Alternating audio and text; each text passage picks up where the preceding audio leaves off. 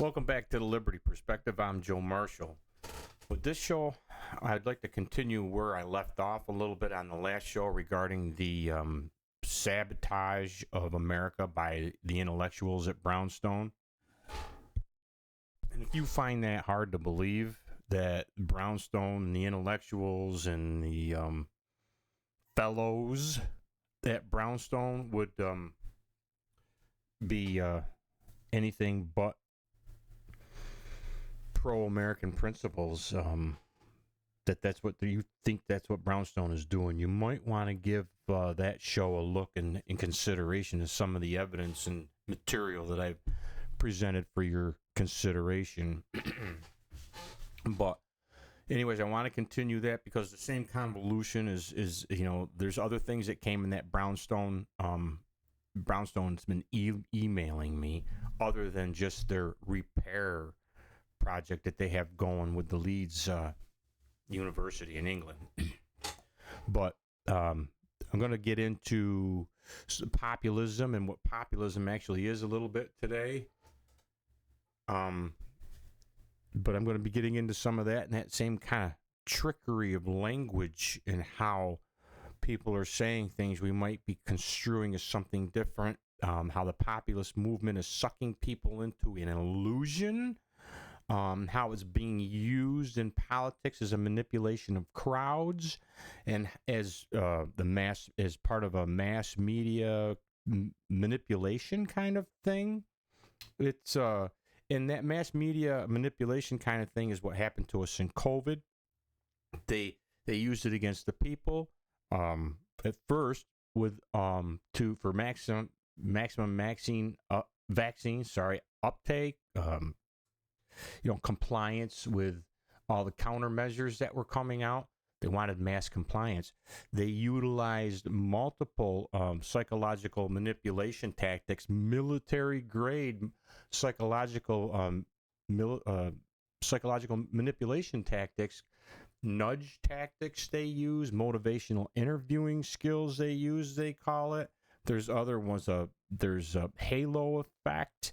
It's a marketing technique that they use in marketing actually now, but it's the UN even had a halo project that they were putting out there. And what it is people, unsure people see other unsure people doing something. They look to other unsure people as they move in mass and do what they do. It's sort of like some kind of human instinct thing that they've got figured out that people do. And they utilize that in media. They utilize that in marketing. They utilize it against us all the time. Social engineering projects. Motivational interviewing skills are another one where they had the doctors and they got step-by-step instructions from the CDC and FDA, I believe. And I did a show on that.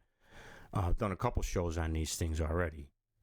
When I was talking about Matthias Desmet's Psychology of Totalitarianism, and I was I kind of explained what those things were in there. Also, as far as there's another evidence-based policy. Evidence-based policy is another one. People hear the word evidence-based policy all the time, but it's actually a thing. It's a real thing. It's an academic reality that is being utilized against the people all the time, and it has nothing to do with evidence. It has to do with manipulation of evidence and centralization of truth. I did a show on that, but they use the same kind of psychological techniques on us. Psychological manipulation, motivational interviewing is one of them, and they refer to them at large as applied psychology tactics. But they're being utilized against us at a multitude of levels, in a multitude of ways. And I just kind of want to start this show as I get into this, and we continue what I was kind of going over in the last show in regards to Brownstone. With this show, that a clip from what I got here, a clip from Climate Realism. I kind of watch these guys, the Heartland Institute. These guys, they put out a video every Friday and kind of go over some climate news or climate related issues that are in the news and that are happening, that are going on. They had, I guess, Spain and Portugal and a couple other European countries. I guess they're all bragging about how they went on how they went on, the sustainable grid or green grid, sustainable energy. They went total green, I guess. But then they had all these rolling blackouts. People got killed, from what I'm hearing, over there, being stuck. I don't know what the death toll or injury toll is on that, but I kind of heard about it through these guys, But anyways, I got a small clip here. I wanted a couple minutes of this just to show you another avenue and how, because it's all the same. It's all the same. I mean, this whole medical freedom movement pushing narratives. The intellectuals at Brownstone pushing narratives. The intellectuals pushing climate change narratives. They're all utilizing the same multimedia, same psychological manipulation type things against us. And this kind of points it out. It's kind of cool. All right. Here's another fun story, crazy climate news. This is about literally crazy stuff. This is climate anxiety mapped. Again, we have to go to our What's Up With That website by Anthony Watts here. And the headline is, What's Up With That Climate Anxiety? Or just another political map masquerading as science. I'll read a bit from it here and throw it to you, of course, Anthony. In their recent article, America's Climate Anxiety Map, Axios claims that Americans across the country are increasingly distressed about climate change and that this emotional distress can be neatly visualized in map form. That claim is misleading at best and politically constructed at worst. Why? Because the climate anxiety map itself looks eerily familiar. It mirrors the 2024 presidential voting map, with the most anxious areas neatly aligning with Democrat strongholds. The data does not suggest a climate emergency. It suggests a partisan psychological phenomenon manufactured by relentless media messaging. Right on the nose there, Anthony. That is for sure. And Andy, if you can scroll down in that article, there's a neat map that you can play with for the viewers that while guy right Anthony there runs us who through wrote that article. Yeah, so it's really a simple thing. And I've got this slider here that you see. You can move it back and forth. Now, on the left is the Axios original color. Watch this map as he moves it back over. He took that map that they put out, and he goes over it, and he shows you that the map is the exact same map as, well, I'll let him explain to you. I did a hue shift so that it represented, red and blue. And lo and behold, it looks so much like the voting map of the 2024 election. And I think Axios probably realized this when they made it. And that's purposely why they chose green and purple, which are complete opposites of red and blue. And, it just, look at that, all that red in the middle of the United States with the city centers and so forth being the places that are the most worried about climate change. And it's because they watch MSNBC and CNN and other outlets like this. And so they end up getting brainwashed and they worry about this, just like what happened back, in the 50s and 60s when people were worried about nuclear annihilation. Of course, all the press was in on it then, but it had a lot of people really worried that they wouldn't live to see Christmas that year. And so the same thing's happening with climate change. The media, certain aspects of the media anyway, are pushing this message constantly that doom is just around the corner. But the track record of these predictions is absolutely zilch. If you go back and look at history of these types of predictions, it hasn't happened. We haven't seen the West Side Highway in New York City be underwater. We haven't seen Miami underwater. We haven't seen, impossible heat waves that last for weeks. All these predictions that they've made about the effects of climate change simply have not panned out. Yet they continue to push the narrative that there is doom just around the corner, when in fact history doesn't bear out those predictions. Let's be clear. Before climate change was the issue for environmentalists, there were multiple other the issues, and the environmentalists have been wrong, dead wrong about every one of them. You go back to the 70s, they were predicting the next ice age. You had people like Paul Ehrlich writing about 200 million people starving in Africa, that food systems would collapse, that water would be, the coast would be flooded. You had the the Club of Rome, which was all academics, all really bright people, saying that we were going to run out of resources before 1990, that oil was going to disappear. They've been predicting that since the late 1800s when they were first discovering oil. They said, oh, they saw the oil on the surface. They said, well, if we keep using this oil on the surface, we'll run out of oil. The Navy predicted that. Well, guess what? Oil wasn't just pooling up on the surface. They have made doomsday predictions about. I remember that snowball Earth when I was in high school. That's what they were telling us was going to happen, was a new ice age. About different environmental concerns for more than 100 years. I don't know of a single one that's ever been right.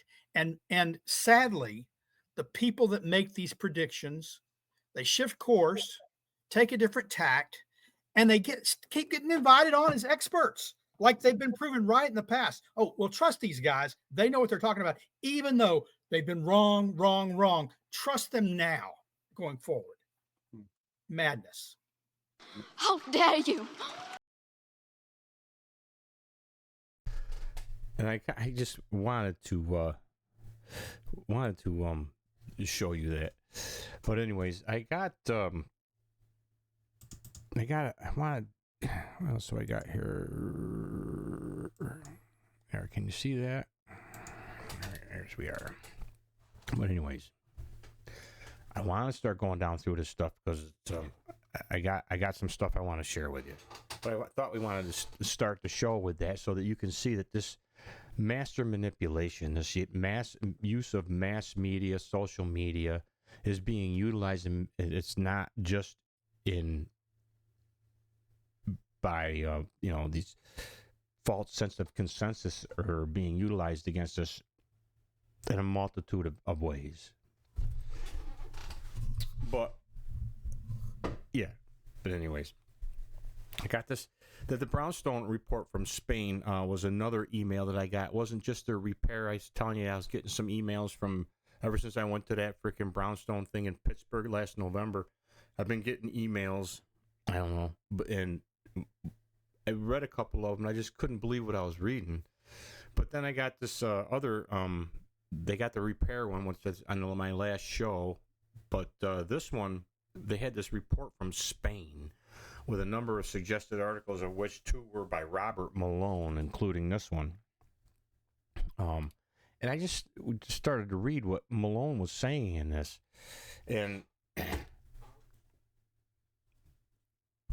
again, he is, if you notice in this, when I read down through this thing, he says he's pushing as an American patriot, a traditional American or whatever, America's founding principles, but he's arguing for them within the context of collectivist social contract theory.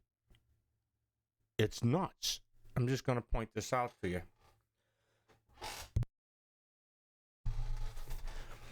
Okay, in this show, it came out March, just in March. It says, not to be negative, but the history of U.S. populist political movements is littered with stories of unmet high expectations and subversions of those moments by established political power centers.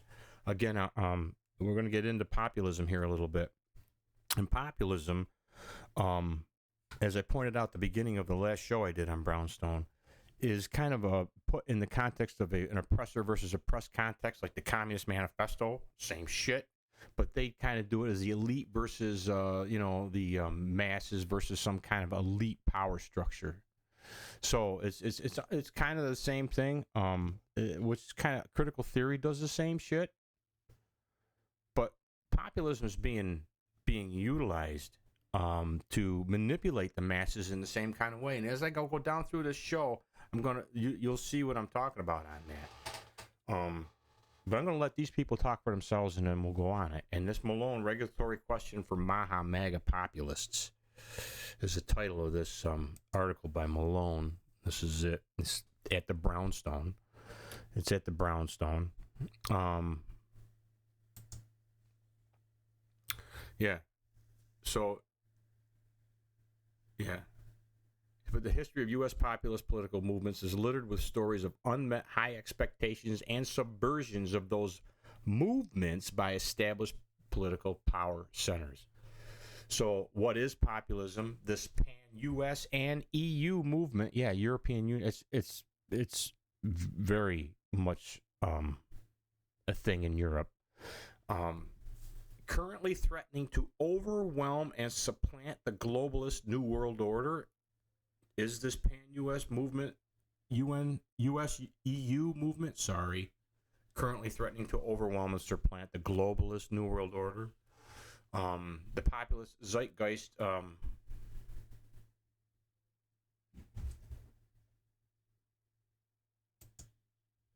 he mentions this populist zeitgeist thing, and then let's see, yeah, he puts it in there, the populist zeitgeist, and he puts this quote in there in his article. I want to go down through. It says, I define this.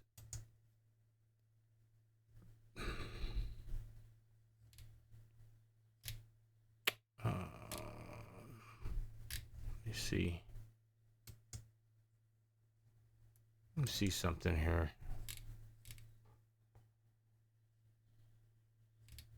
Yeah, this is out of an article of Cambridge University Press, 28th of March, 2014. Sorry about that. But in there, he puts this quote. He says, I define populism as an ideology that considers society to be ultimately separated into two homogeneous and antagonist groups, the pure people versus the corrupt elite. Okay? And which argues that politics should be an expression of the volante, generale, which is general will. So the corrupt elite of which argues that politics should be an expression of the general will. Politics should be an expression of the general will. Of the people, populism is so defined as two opposites, elitism and pluralism. Arguably three opposites, including individualism. Elitism is an expression of the views of the moral elite.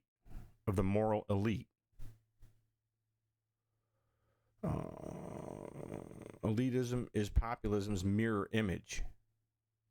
It shares a Manichaean worldview, but wants politics to be an expression of the views of the moral elite. Hang on a second.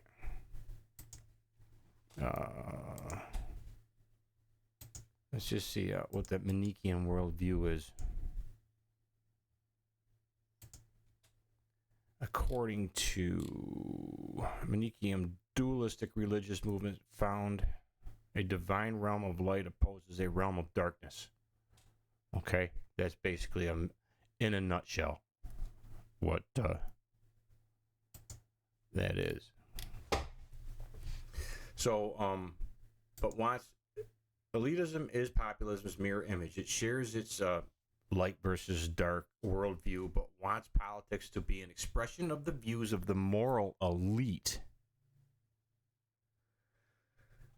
Same as nationalists. I did a show on the far left DNA of the new right, the populist nationalist right, national conservative, they were saying the same shit. So instead of amoral people, pluralism, on the other hand, dialectically rejects stuff in red is me intervening it. Populism, on the other hand, rejects the homogeneity of both populism and elitism, seeing society as a heterogeneous collection of groups and individuals with often fundamentally different views and wishes. But pluralism, on the other hand, dialectically rejects homogeneity of both populism and elitism. I wanted to throw that in there just to get a clarification, Malone goes, for further reading on populism, consider the following previously published essays, which are two of his own essays he puts in there. He recommends we read this, okay, which I did, and this is what I picked out of it. Populism is apparently anything which arises organically outside the dominant popular political culture and which acts to oppose current political dogma. If that is true, then consider me an unapologetic populist. Anything that arises organically outside of the dominant political culture, when it acts to oppose current political dogma. Dogma is a word they use in leftist or progressive collectivist doctrine all the time. But please stop with the right-wing Nazi crap. This is clearly just more trite, lazy, superficial, sophist journalist jingoism. Defamation and gaslighting. Do your job as journalists and as conscious human beings. And he's telling these people, take a moment, think, and do a bit of research before you write. Wonder if he takes his own advice. We'll see, right? So what if your editor does not like what you think and write? So what if your editor doesn't like what you think and write? At least you will still retain ownership of your soul. This is Malone.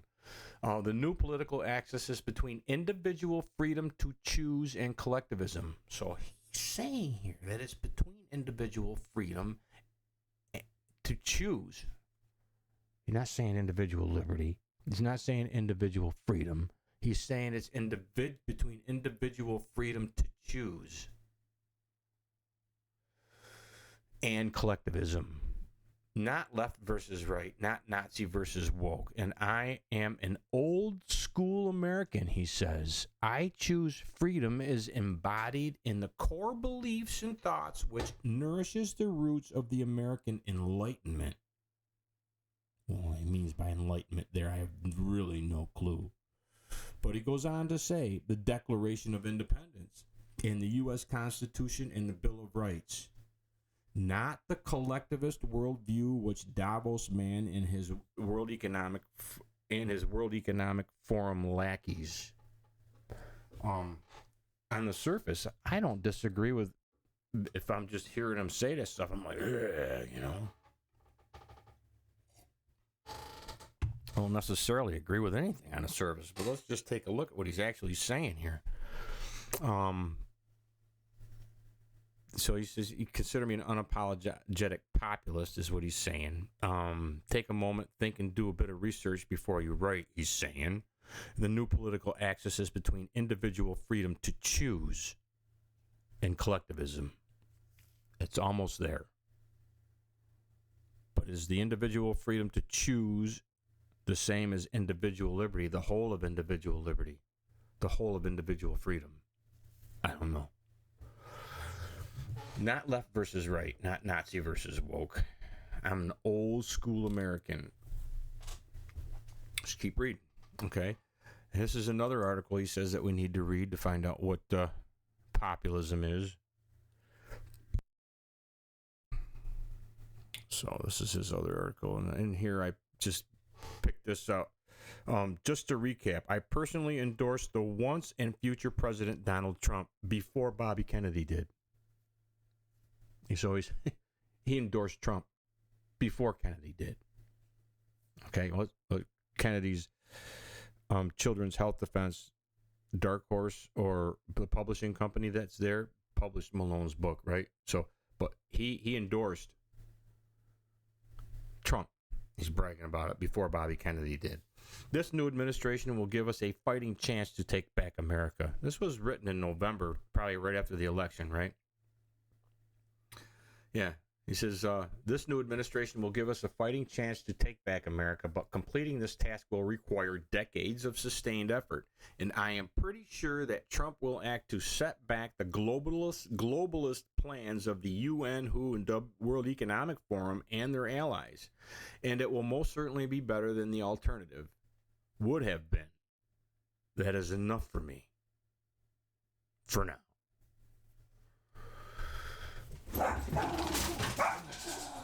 Mini P's getting the cat. Get the cat, Pete. Come here. Come here. Sorry. Come here. It's all right, Pete. Come here. There you go, kid. Here. There you go. There you go. I don't know, man. It's crazy around here, right? Note the populist pragmatism of Malone's limited spectrum of debate within collectivism. in that he's not letting the perfect of our actual founding principles, rights and liberty, be the enemy of the alleged good he's suggesting in the nationalist progressive collectivism of Trump's administration, because Trump is, and inarguably, I guess you could argue, but Trump is without a doubt a full-blown progressive collectivist, if not a nationalist himself. The nationalists wanted him in there. Right. So he's not letting the perfect of the actual founding principles be the enemy of the alleged good that he's suggesting in the nationalist progressive collectivism of Trump over the alternative of a world socialist collectivism. Okay. Either way, only collectivism wins and only individualism loses. Either nationalism or communism, nationalistic, national collectivism or global collectivism. It's all collectivism. It's the same collectivism. From a liberty perspective, nationalism is not the lesser of two collectivist evils. It's all of the same evil, collectivism. And that's what I'm trying to get at here. But these are a couple of things that I see in the articles that Malone himself had suggested. Okay. There are I got this next to the general will here. I got this red star. I'm going to get back to that in a minute. I'll finish reading and start going over some of these things in this article first. There are fundamental fault lines between Maha and MAGA, he says. In many ways, they resolve into pro-regulatory big government initiatives, right, versus promotion of deregulation, small government. I don't see that in MAGA, and I don't see that in Maha either. Well, anyways, let's just go. Maha has emerged mainly from the left, okay, and out of frustration due to the Democratic Party's corruption and rejection, has embraced the center right. In return, Maha has been enthusiastically endorsed by MAGA and center right populists, including many formerly associated with the Tea Party movements. The Tea Party. Bannon helped destroy that. The arc of the presidential campaign of RFK Jr. closely adheres to this narrative. The arc of the presidential campaign of RFK closely adheres to this narrative. This Maha versus MAGA and the...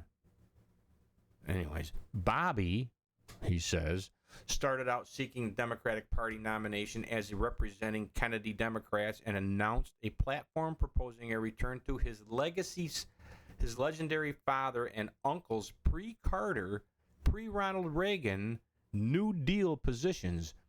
And saying that his legacy, his New Deal position legacy is his family's New Deal legacy, is saying that their socialist legacy, because a New Deal was full-blown socialist. Keynesian economic socialist. To date, Maha movement has primarily focused on things that big government can do. Progressive. Right? This really involves the boundaries between individual sovereignty. Here's we get into the individual sovereignty. Okay. Libertarianism, between the individual sovereignty, libertarianism, Murray Rothbard's anarcho-capitalism, and the utilitarian socialist logic of modern public health. Okay? So Maha, he's saying, has been involved with all these things and has primarily been focused on big government. What big government can do. This really involves the boundaries between individual sovereignty. The balance, boundaries, the balance between these things, I don't know. The modern public health enterprise seeks the greatest good for the greatest number and is driven by a narrow analysis of large data sets to identify, regulate, promote, or mandate specific health care interventions such as vaccines, while often disregarding other related issues. A public health enterprise that seeks to achieve optimization of collective health outcomes rather than optimizing health opportunities coupled to respect for individual autonomy, choice, again, the freedom, individual freedom of choice. If Maha is to transition from merely a populist uprising and set of immediate grievances to a new, transformed, and sustainable set of public health enterprise policies, we need to take some time to think about and define acceptable limits on the role of the state in promoting, advancing, and in some cases mandating limits on infringements of individual sovereignty and autonomy. What? If Maha is to transition from a merely populist uprising and set of immediate grievances, we need to take some time to think about and define acceptable limits and the role of the state in promoting, advancing, and in some cases mandating limits on infringement of individual sovereignty and autonomy. Immediate short-term interventions are absolutely necessary. And I applaud the use of both the bully pulpit and executive orders. So he's applauding the progressivism of executive orders. Well, executive orders aren't necessarily progressive if they're issuing orders to agencies within the administrative government, but when they apply to the public at large and they're being interpreted as legislation or equivalent to legislation, that's progressive. And that goes, not just Cuomo did the same thing in New York State. Hochul's doing the same thing in New York State. And presidents, last few presidents have been in a race to see who can put out more executive orders, right? So he applauds the use of both bully pulpit and executive orders, but if Maha is to become more than just a populist uprising, and to result in sustainable long-term policy changes, it is also important to take the time to examine, define, and develop public support for the boundaries between the proper role of a constitutional republic-based federal government. The boundaries between our limited form of government and the constitutional role of individual states, which are responsible for regulating the practice of medicine, and both the sovereign rights of the individual and the global right to truly informed consent to medical interventions. The boundaries between the proper role of a constitutional republic-based federal government, the constitutional role of the individual states, which are responsible for regulating the practice of medicine, and both the sovereign rights of the individual and the global right to a truly informed consent to medical interventions. Couple things here.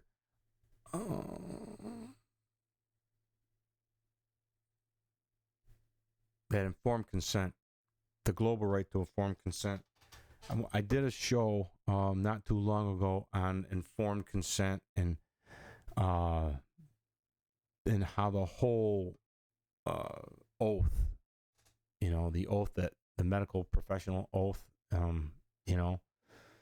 are seen, going back to the Nuremberg trials, have been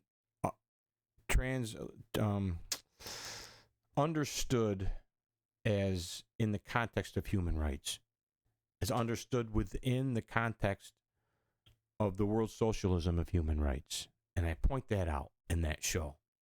And Malone's doing the same thing here.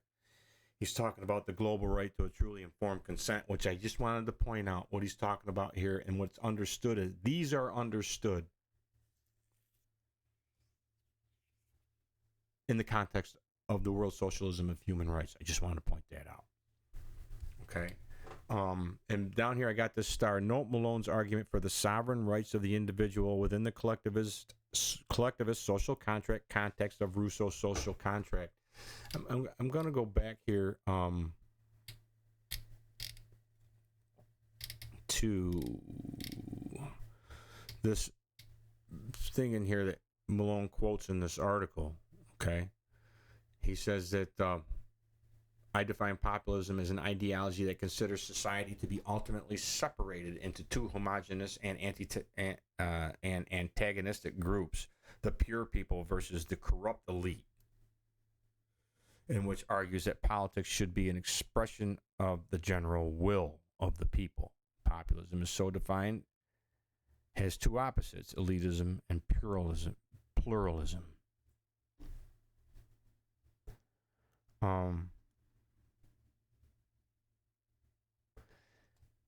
He, in the larger picture here, he's talking about the difference, the boundaries between individual sovereignty, individual liberty, our limited form of government in our constitutional republic, and you know,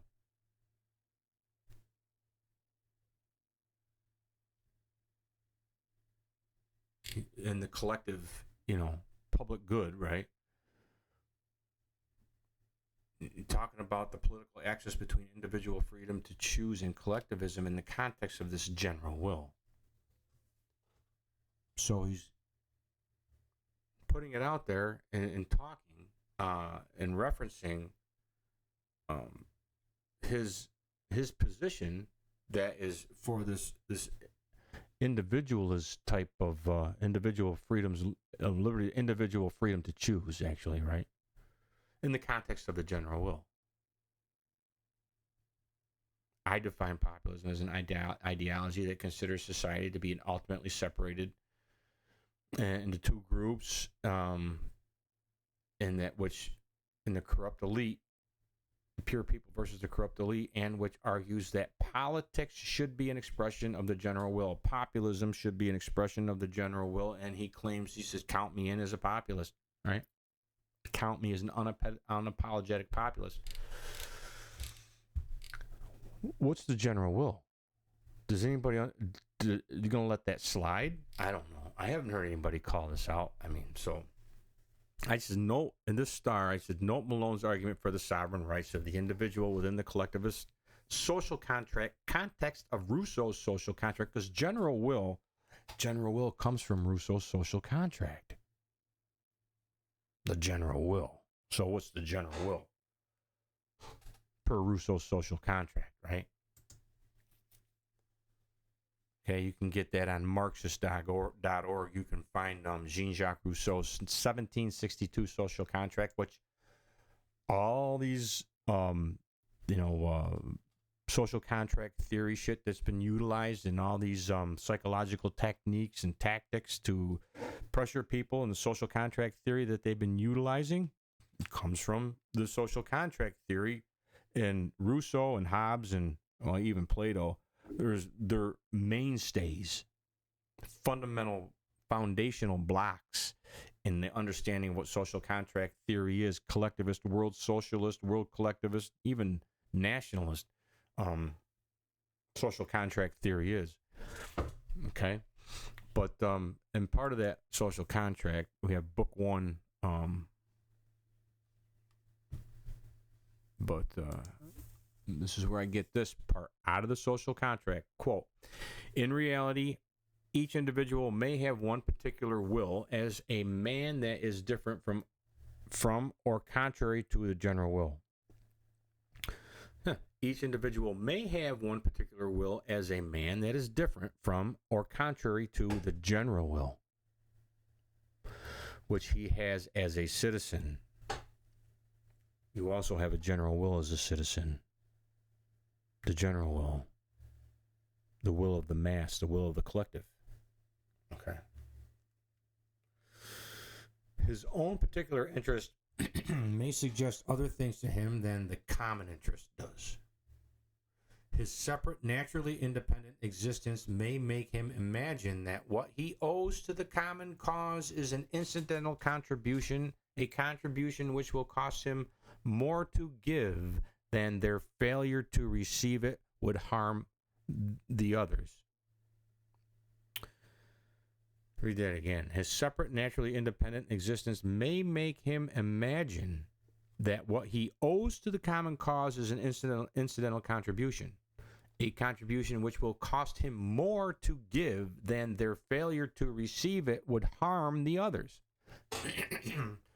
He may also regard the moral person of the state as an imaginary being, since it is not a man, and wish to enjoy the rights of a citizen without performing the duties of a subject.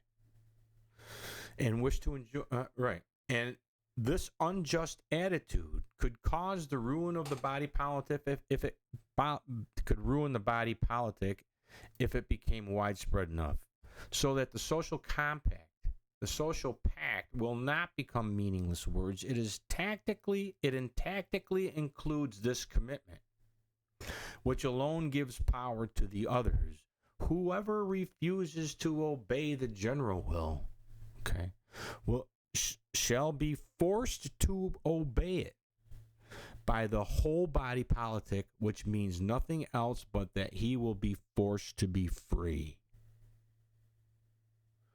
Whoever refuses to obey the general will shall be forced to obey it with the whole body politic, by the whole body politic, which means nothing else but that he will be forced to be free. Just wanted to point that out. Rousseau's general will has nothing to the body politic, so just pointing that out.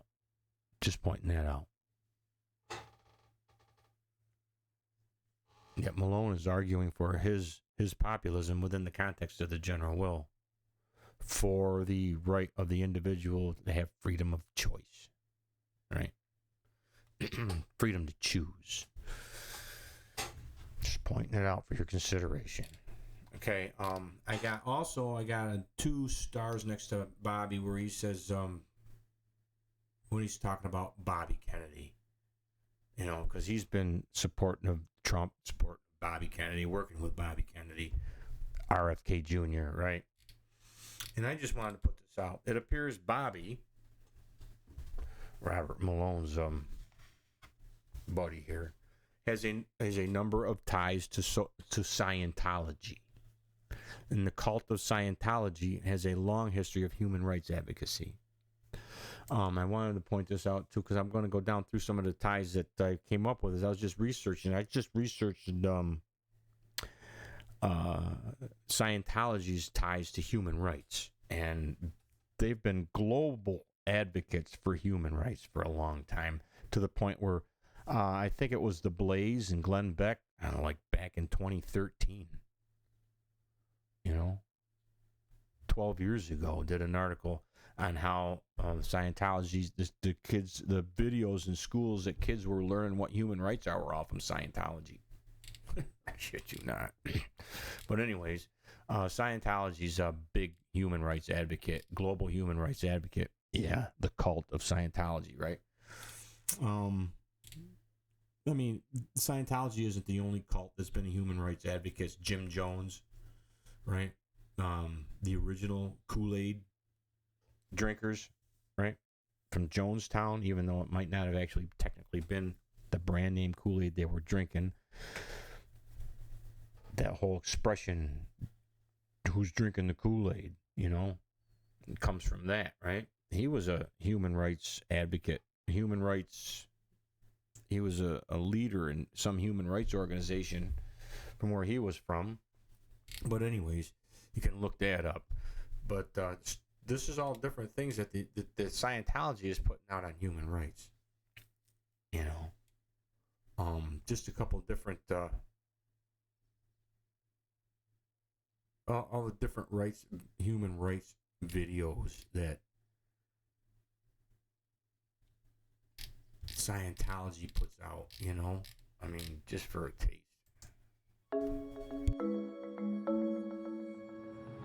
Human rights is, geez, that's a good question. Human rights. Well, that's a tough one. Wow. They were a part of. They documented his words on a he lives in, the school or college he attends.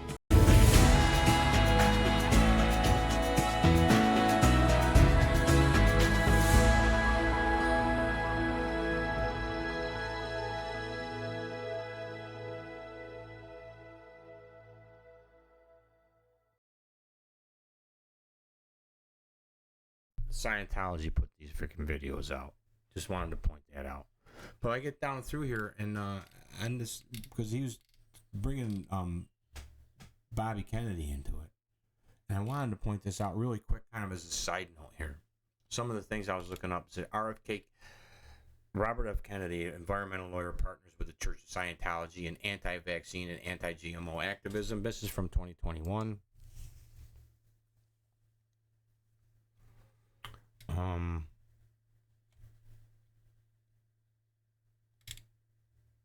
And the title is there's that article, you know.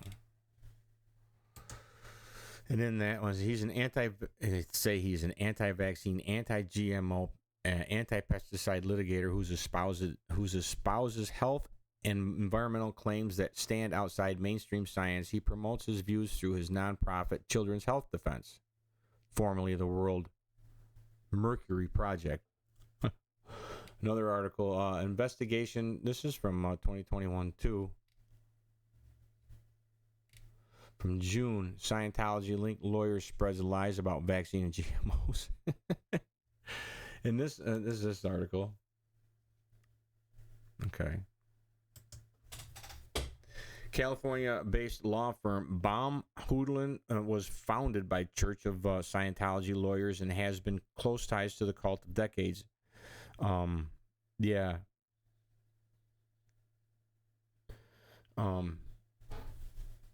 It has close ties to the cult for decades. Baumhaudelin Church of Scientology also has deep and ongoing ties to attorney Robert F. Kennedy Jr., one of the country's most notorious anti-vaccine activists who is currently spreading COVID anti-vax conspiracy propaganda.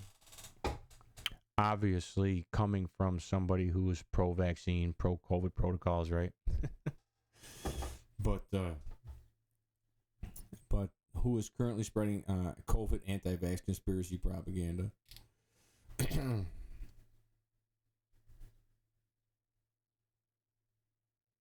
Yeah.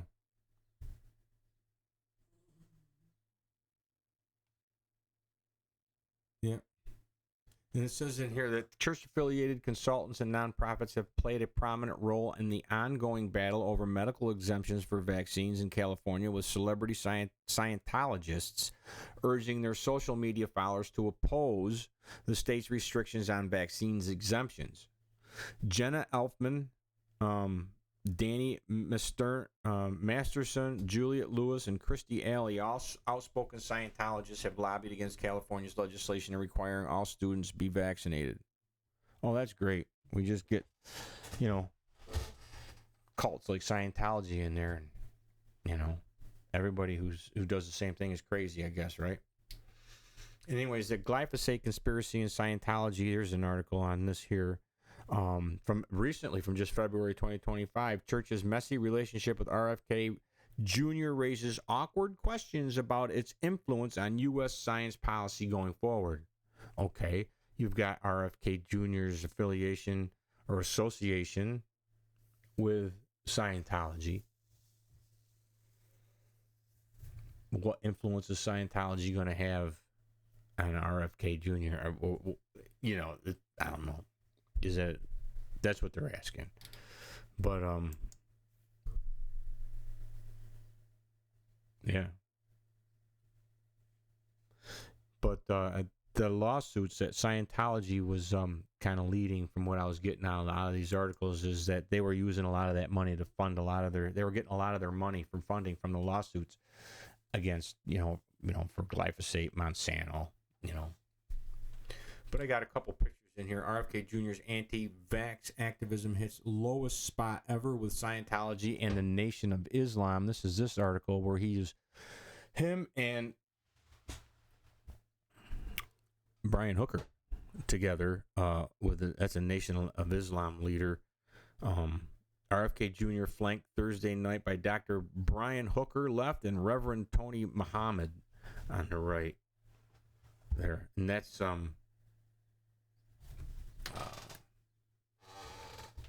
what's that say? It says justice or else is the insignia on that in the background. Justice or else. That's this article here.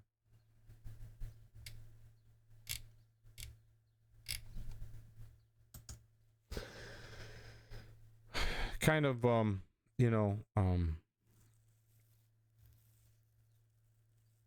don't know. I wasn't aware of any of this stuff when I found it. I was like, what the hell is this, Then you got another one. See also, Scientology welcomes Robert F. Kennedy Jr. Vaccine conspiracy, 2015. This goes back in 2015, okay? This was from 2015 here, too. This picture is from 2015. But I got this poster from the event here that I want to show you. I don't know if you can see much of this. It says, "We warning." This is a poster for that event in 2015 with Brian Hooker and RFK Jr. at a joint Scientology Nation of Islam event. "We have received information that possibly another Tuskegee experiment will be taking place." Tuskegee event, okay? Tuskegee experiment. Where they're going to be using blacks to experiment on as basically lab animals. Will be taking place. Come and hear the facts about this startling information coming from the senior lead scientist who works for the Center for Disease Control. The fact that there is something in the vaccine shots that gives black boys autism at a rate 3 to 5 times higher, 3 to 5 times greater than their white counterparts.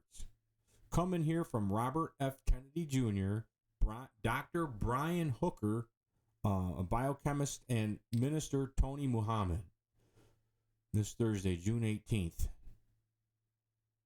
Our people are under attack. RFK Jr., Dr. Brian Hooker, using vaccine ingredients to, I don't know. It is what it is. And then they've got him speaking there. Picture of Dr. Brian Hooker there.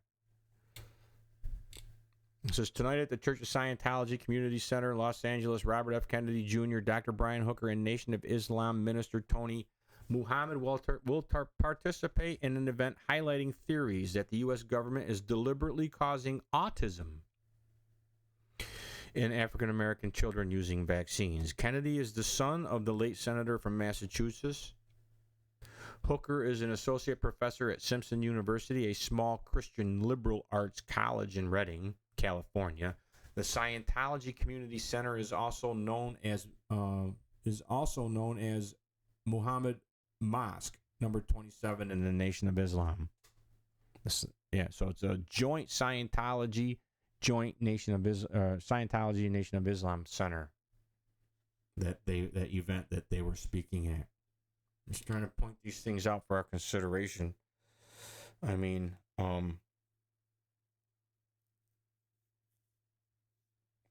but these things are common throughout critical theory, critical race theory, collectivist progressive doctrines to throw in there, or this whole disparate impact of things.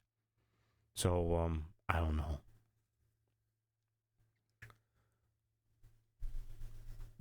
Back in 2013, Cooey's got Dr. Jonathan Cooey has showed that Brian Hooker is out there saying that he wouldn't even call it autism because it's an assault. It's a neurological assault on his son, right, or his child, right?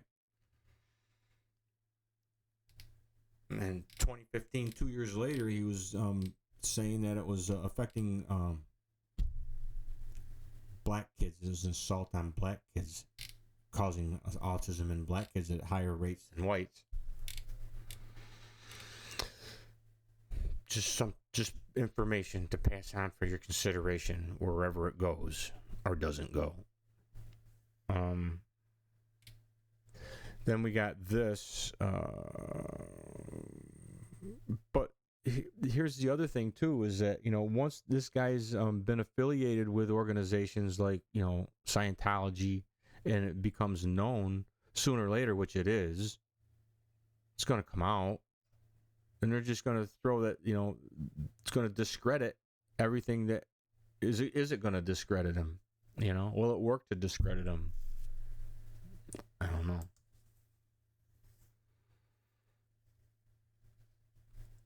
He worked at a Scientology firm. You know, I don't know. It's all over the internet. It's not like it's, you know, just it's not known. You know, they're calling him a stooge. They're calling him a stooge. RFK Jr. Scientology ties. And this article here puts this guy here puts out he's got more than a few ties. He worked for a Scientologist-led law firm, which is what we've already seen, right? The law firm Baum, Hoodlin, Arista and Goldman, which was founded by and continues to be managed by members of the Church of Scientology. Associated with Grant Cardone. Grant is very involved with Scientology. Lee Dundas. Okay, Lee Dundas is a Scientologist and an unhinged attorney who unhinged. You know, these people that they're calling out Kennedy for his anti-vax stance or alleged anti-vax stance. It doesn't sound like he's too anti-vax as of late, does it? No, I don't think so. Once he gets into positions of power, the populist radical pose seems to disappear. On some Van Jones, revolutionary communist Van Jones once said, "I've dropped the radical pose for the radical ends." So he starts dropping the radical pose. So now Kennedy's in, and his populist movement, he's dropped the radical pose. Now he's actually saying that he supports the vaccine schedule, that he supports vaccines, right? Childhood vaccines. So, but this Lee Dundas is a Scientologist. Okay. Well, she's also a big QAnon thing, too.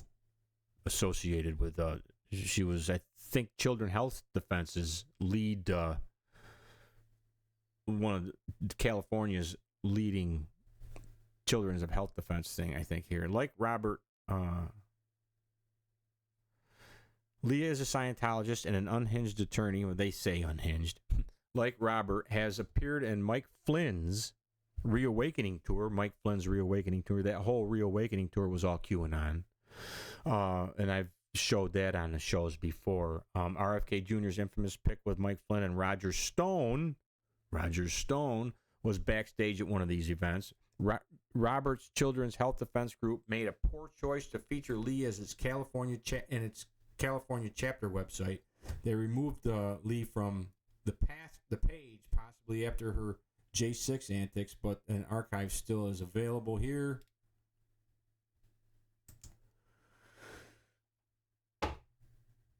Let's see what they got here.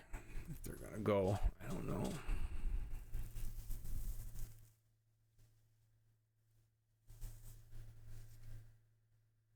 I don't know. It's not going. It's not going. I made a copy of it. I made a copy of it. Children's Health Defense California chapter, about us. Robert F. Kennedy Jr. They've got him on there, and then they got Lee Dundas. Is a veteran litigation attorney who spent a majority of the last 2 decades of counsel to international law firms, beginning her career in early 1990s litigation counsel. She's handled multi-million-dollar cases for Fortune 500 clients, including Volkswagen of America, Advanta Bank, and William Lyon Company. High-profile work for government municipalities and sports teams, including the St. Louis Rams and the city of West Covina.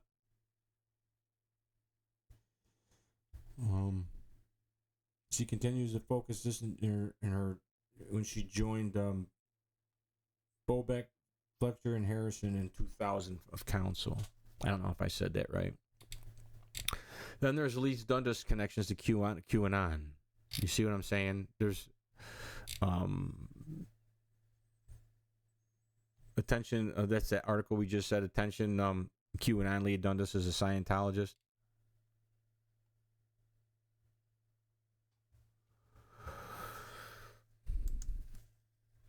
Yeah. But anyways, I mean, there's all these affiliations, direct and indirect affiliations that come out of this. You know. information to put out there. Is this stuff going to affect, is it going to call him into question? They're calling him a stooge because there's affiliations with these people and these organizations. But up here, sorry, close your eyes. I got something. I got the third.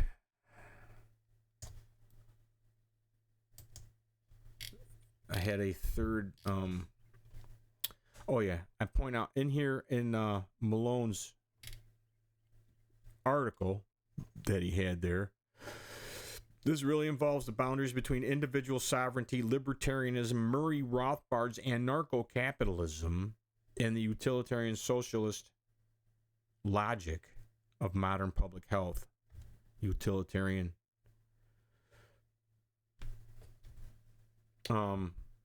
Rothbard's. He mentions Rothbard. He mentioned Rothbard when he did a whole thing at the von Mises Institute, which and mentions Rothbard multiple times. I did a show, the psyops of Malone's Psy War, in which he brings this whole Rothbard thing into question, because all these von Mises guys are all Rothbard followers, as is Jeffrey Tucker. At least that's what he told me. He's a von Mises libertarian. So we got to go back down here. It was Rothbard here. Okay. I just want to point this out. By the way, Rothbard is the Mises Institute's inspirational anarchist, anarcho-capitalist who declared that the U.S. Constitution and founding republic illegitimate. He basically says that our founding republic is illegitimate. And this is the article that he wrote. Rothbard, the Constitution was a coup d'etat. Okay.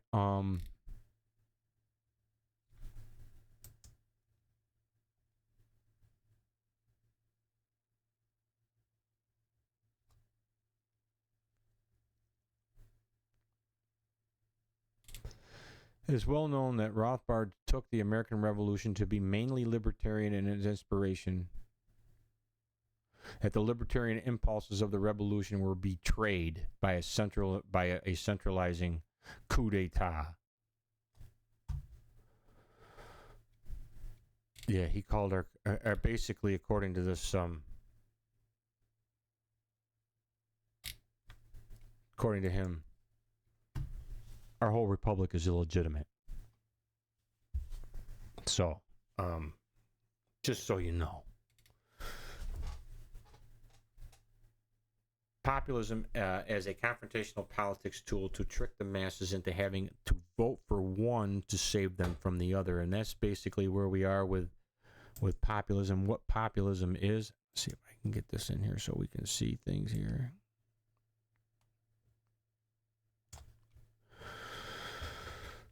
Right. What do we mean by populism?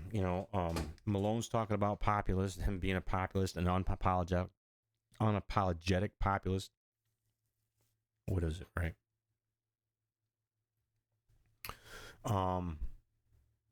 What do I mean by populism? The second Klan as a case study. In 2017, is this article.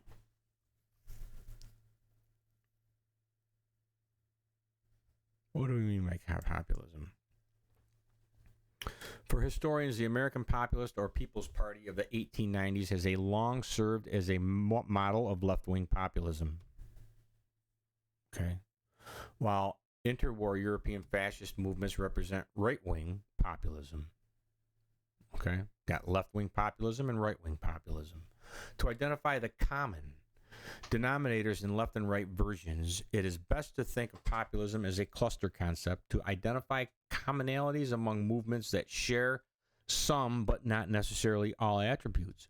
Populism often displays 13 such attributes: large size, mass mobilization, claiming to speak for the people, defining the people as victims, venerating agrarian communities or small towns seeking to reclaim a national destiny, demagoguery, anger, propensity for conspiracy theories, distrust of quote-unquote experts and established politicians, extreme nationalism, isolationism, and authoritarian leadership. How many of them things can you associate with the populist, nationalist, Trump, MAGA movement, you know? Isolationism, the tariffs, holy cow, right? Extreme nationalism, I don't know about extreme, but and conspiracy theories, you know, they had, you know, QAnon is all part of that shit too, right? Only the first 5 fit the Populist Party. Furthermore, it is not clear that modern left to liberal movements fit the populist model. Few display any of the last 11 features. In Sanders' campaign, Bernie Sanders, the only populist elements were the mass enthusiasm of his supporters and their sense of victimization by neoliberal economic policies. Capitalism. Right? Women's suffrage, the bonus army of 1932, the civil rights movements, anti-Vietnam War protests, and environmentalism were large participatory mobilizations, but they were not populist, according to this guy. According to these people, right? Or Linda Gordon. American history offers a specimen of right-wing populism that includes virtually all of the above characteristics. The multi-million member Northern Ku Klux Klan of the 1920s. It argued that America was intended as and should remain a nation of white Protestants, Nordics in Klan speak. This national destiny was being subverted by immigrants, namely Catholics and Jews. It is possible that a majority of native-born Americans share and legitimated this attitude. So this second Klan, the second Klan, did not need to be secret or violent. It operated by promoting ideas and electing its members to office. It even claimed to be defending democracy, which it did.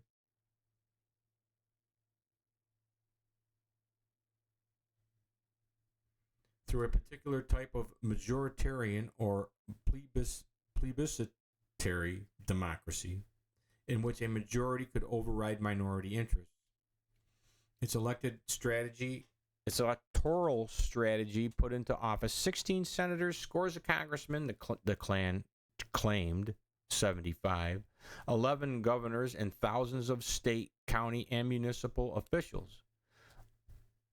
Several state governments, notably Indiana and Oregon, were dominated by the Klan for 4 to 5 years. And then they had judicial supremacy, too, where that populist consensus was used in judicial authority of the judges, judicial supremacy, where it's the judge and up to the Supreme Court that is actually decides the meaning of the Constitution, not what the Constitution actually says, right? That's how Dred Scott came to be, the same judicial supremacy, with a hostile interpretation to the Constitution. Yeah. Dorothy Thompson, whose coverage of Nazism was influenced by observing the 1920s KKK, pointed out that a dictator never stands for election on the platform of dictatorship. Right. The 1920s Klan illustrates some of the general attributes of populism, but also their individual distinctiveness. Even far-right populism, such as fascism, come in varieties, as historian Robert Paxton wrote. We cannot identify fascism by its plumage. Distinguishing between right and left populisms cannot substitute for specifying the methods and ideas of these movements. using populist generically and lazily to characterize all social movements with broad grassroots support is uninformative at best and often misleading and biased. Historians have a particular responsibility to insist on particularizing what we are talking about when we say populist. Did Malone do that? Did he think first? As he says that people need to do?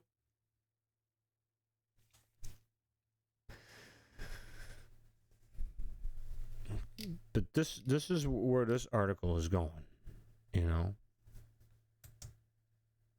Yeah.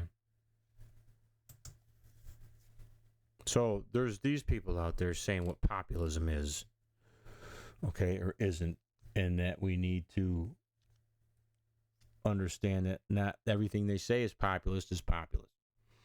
A populist zeitgeist has populism become mainstream in Western Europe. Now, this, see, I wanted to point this out about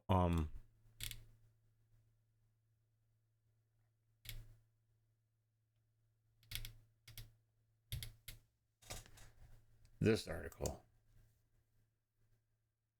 Okay, University of Amsterdam. Has populism become mainstream in Europe? Malone mentioned that it was European too, right?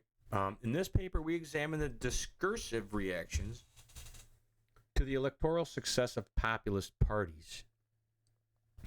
So, MAGA was populist movement, Maha was populist movement, the nationalist populist right movement got Trump elected, right? What's that gonna, we got RFK Jr., sorry, is head of the HSS. We've got Jay Junta or Bhattacharya in the NIH, right? They do. Anyways, these populist movements do. They've got Trump as president, right? They got J.D. Vance, one of the speakers at the Nationalist Conservative Conventions, as vice president, right? So, in this paper, we examine the discursive reactions to the electoral success of populist parties in Europe. They're talking about here. Our point of departure in Mood's 2004 claim that populism is not necessarily the prerogative of populist parties. It has been adopted by mainstream parties as well. Mainstream parties do not become more populist when they are confronted by electoral losses, nor do they adopt a populist discourse when they are challenged by populist parties. So what are the Republicans going to do? Right? What are the Democrats going to do in reaction to the populist election win, right? Mainstream parties have not become more populist, nor do we find evidence that they changed their discourse when confronted with successful populist challengers. The parties themselves they haven't been found in this research to change their discourse when confronted with successful populist challengers. Yet we do find that populist parties change their own discourse after being successful. Yet we do find that populist parties change their own discourse after being successful, which means the Maha MAGA movement, not the Republicans, not the Democrats, but the Maha MAGA movements. If they gonna do what this guy's saying, their studies have found that they're doing in Europe. Right? Mainstream parties have not become more populist, nor do we find evidence that they've changed their discourse when confronted with successful populist challengers. Yet we do find that populist parties change their own discourse after having been successful. Their initial success makes them more moderate. So when these populist movements actually win and come into power, they back off on their rhetoric, is what they're saying that they've found. What has RFK Jr. done? What has Bhattacharya done? the whole medical freedom movement that put these people that told us that we had to not let the perfect of our founding principles actually be the enemy of the good that was going to come out of the Maha Mega Trump presidency, right?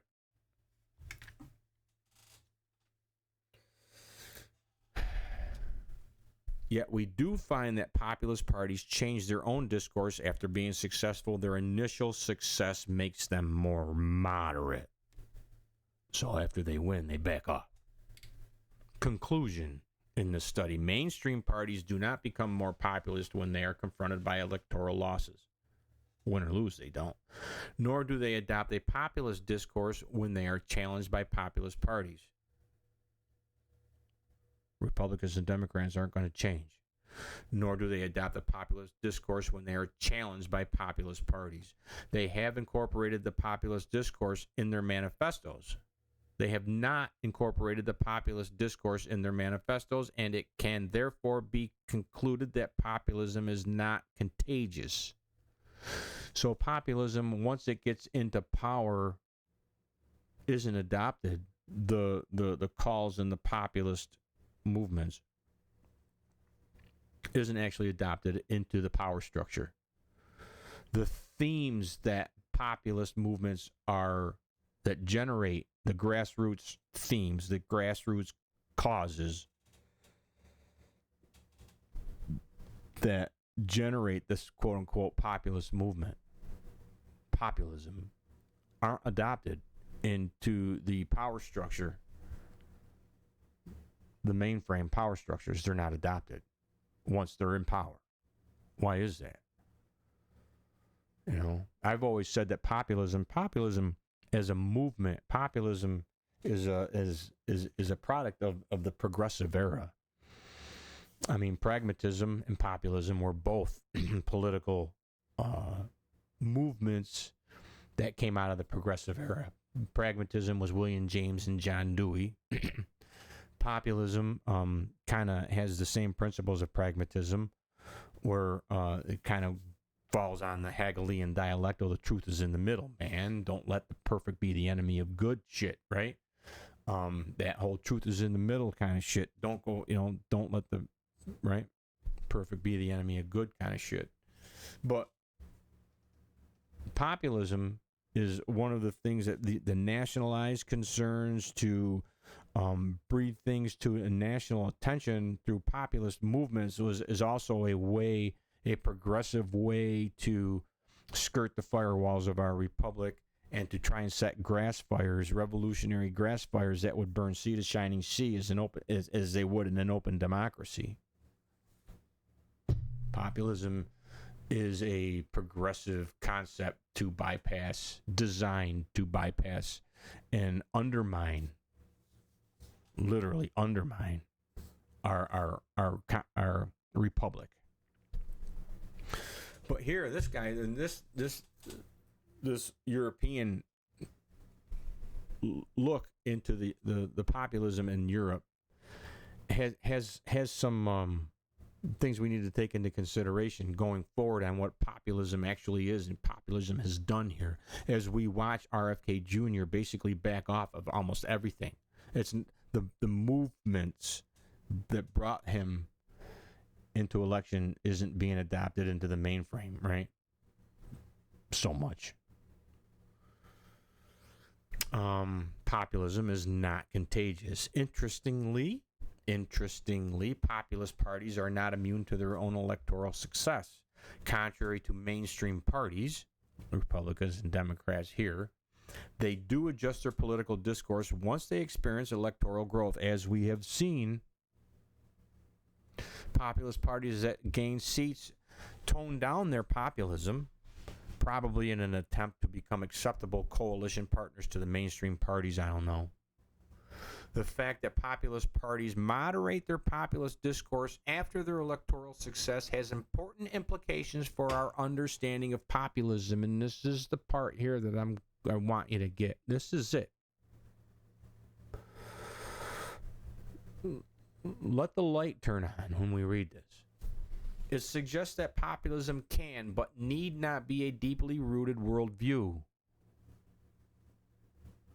Okay. It could also be a discursive strategy. Could also be a discursive strategy used to gain votes, which is employed by parties, the main parties, Democrats and Republicans together, that believe that appealing to the man in the street and bashing elites might help them to achieve electoral breakthroughs. It is therefore useful to make a distinction between populism as a discourse and a thin-centered ideology. What I'm saying is that populism is just another, this whole populist nationalist movement, the, elite versus average, Joe Sixpack here, right? It's just a trick. It's just a trick. This is a good article. And if you get a chance to read it, if you get a chance to read down through this, it kind of goes over some of these ways and how it's just another manipulation. It's just another psychological manipulation of the masses. Populism is it being utilized by the main parties to the power structures in play that are in power are just using populism to manipulate the masses into getting their people in there. Thanks a lot, Yeah. What's that say about Kennedy? What's that say about Trump? What's that say about Vance? What's that say about Bhattacharya? What's that say about the whole medical freedom movement? What's that say about Brownstone?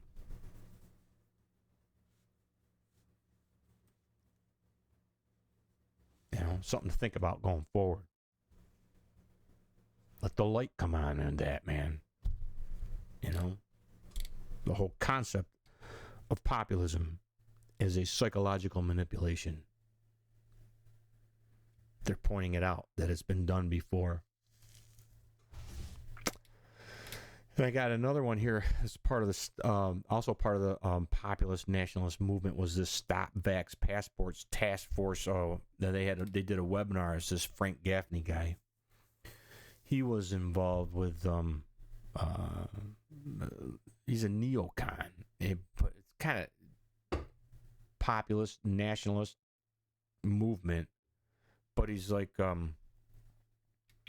he's been known as the prominent neocon meddler in U.S. politics, including nationalist populist circles with Steve Bannon. Guy's been like on Bannon's War Room, I don't know how many times.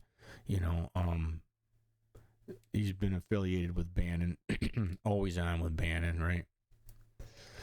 One of Bannon's minions, I don't know. But he's chairman of Center for Security Policy, co-chair Stop Vaccine Passports Task Force, co-founder Sovereignty Coalition. He's a co-founder of the Sovereignty Coalition and prominent neocon meddler in U.S. politics. He's been called prominent by other people. Co-host and panelists, they did this Stop Vax Passports. Okay, One Health, the WHO, dangerous new ideology, yes. One Health, I've done a lot on One Health. It's basically the codification of world socialist revolution, the tenets of world socialist revolution codified into overarching global health governance laws. Global governance health laws. That's what One Health is. Let me see. Give me a second. Just to give you just to give you a taste of this.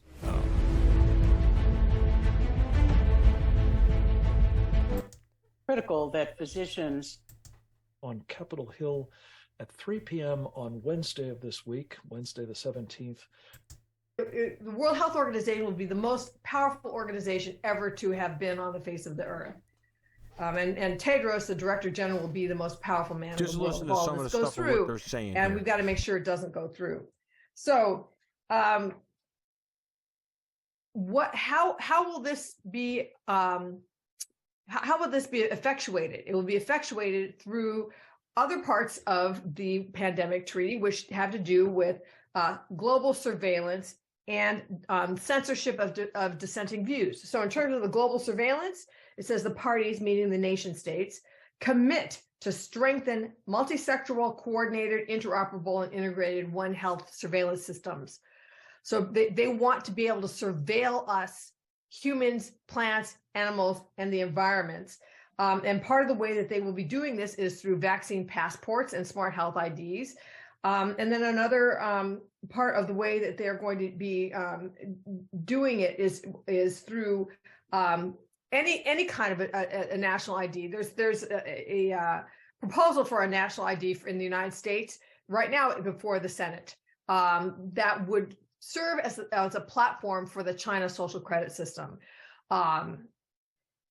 And essential to that, the China social credit system is also censorship, and they have a censorship of dissenting views section in the pandemic treaty, which says that the parties commit to increase pandemic literacy. That's the pretext. We're increasing. Being overlooked by our Senate, and our Senate is not doing its job to vote to stand against passing a treaty of law inspired. You as a patient. It means that now, instead of having insurance in the examining room with us, we're also going to have, published in Nature, the Nature journal, people who. This is Dr. David Bell. He's also the guy that was in Repair. The Brownstones Repair is also part of this group here too, right? Died for people with low vitamin.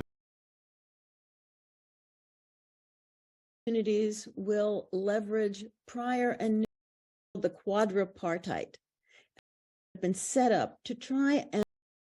Then that list of all of the things that One Health is supposedly comprised of creates a system of surveillance. Now, surveillance for Brian O'Shea is Naomi Wolf's husband from in Daily Clout, part of the medical freedom movement, outbreaks is typically testing, and it's not surveillance normally in the NSA or CIA sense. What I've come to discover as I've been researching this since about 2021, and I just happened to stumble upon it, it is that. So the One Health, the core of One Health is surveillance. The core of that surveillance, to put it in loose terms, is neighbors snitching on each other. So there was a test in Vietnam of a animal. Well, the core of One Health, I like Brian O'Shea. I think he's actually an American patriot. I don't know if he's just, I don't know. He tries to fight against, he's trying to fight against this One Health. He's and push back against the globalism, yet he's calling himself a nationalist. He's friends with Steve Bannon. So I don't know if he's confusing our founding principles with nationalism or not, but I don't know. He's part of this array of Gaffney's movement. It ties in all these other medical freedom movement people too, but One Health isn't just surveillance. The core of it isn't just surveillance. The core is actually, the surveillance is just an aspect, just a single aspect of the larger codification of the tenets of world socialist revolution into overarching global health, into overarching global governance health laws. It literally puts the tenets of the revolution into law and makes it illegal to push back against the tenets of the revolution. It's nuts. It's crazy. But he's seeing this as surveillance, but whatever. Surveillance system, the health. It provisionally, and we could start implementing it immediately. A treaty, which they're not calling a treaty because they don't want it to I'm going to get into some. What's going on? One is the funding of WHO, and the funding now. I'm going to get into this, go down through some of the people, and just like I did with Repair, or the Brownstones Repair, we're going to go down through the bios on some of these people and see what they're actually doing. This is, the MAGA, MAHA, medical freedom movement people. And it's all, but But anyways, Frank Gaffney, he's on here. The co-host and panelist is Reggie Littlejohn. She's a founder and president of Women's Rights Without Frontiers, which is a human rights organization. Okay, it's a human rights organization by their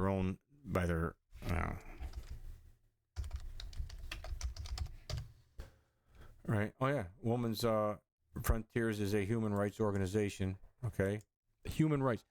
And the whole thing is that they're all arguing on these things. They're all pushing back against the globalism of One Health and all these other things on here, but they're doing it in the context, within the context of the same collectivism.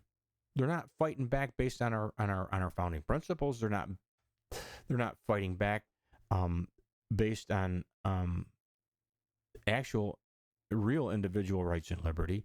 They're doing it from within the context of the collectivism itself, the human rights aspect of that same collectivism. The futility of fighting collectivism with collectivism, it just doesn't, I don't see how that any part of that makes any sense. You can debate the what do they call it? Semantics against semantics all day long, and you go nowhere. You literally can go nowhere. It's impossible to go anywhere with that. He's a co-chair. She is the co-chair of Stop Vaccine Passports Task Force, co-founder Sovereignty Coalition. With Gaffney, right? And I've got here that Littlejohn is a towering human rights advocate. They call her a towering human rights advocate in this article. Okay, towering human rights advocate, a featured speaker with victims of communism. Okay, here she is. It says victims of communism up here. You can't really see it, but there it is. Victims of communism. She's a featured speaker there. Has been or whatever, right? That'll come into play in a minute. Whose self-conflicting human rights-based anti-communism mission can be read here. Okay. This is that victims of communism here, right? The vision is a world free from the false hope of communism. But again, are they fighting against the false hope of communism with the individual rights and freedom in our founding principles? Or what are they doing, you know? Whose self-conflicting human rights-based anti-communism mission can be read here, which you just can. And she's also a contributor along with Kate Lindley, Claire Craig, Sasha Latipova, and David Bell to Dr. Merrill Nass's human rights-based Door to Freedom. You know, this Reggie Littlejohn, who is the co-founder of this Sovereignty Summit with you know, and all these people too. How many of these people have been affiliated with, you know, I don't know. But they're all affiliated with the larger medical freedom movement. All these people, right? There's a Door to Freedom, her Door to Freedom. Let me go down through here. Merrill Nass, who's also part of this Sovereignty Summit thing that we're watching here. Okay, but we've got,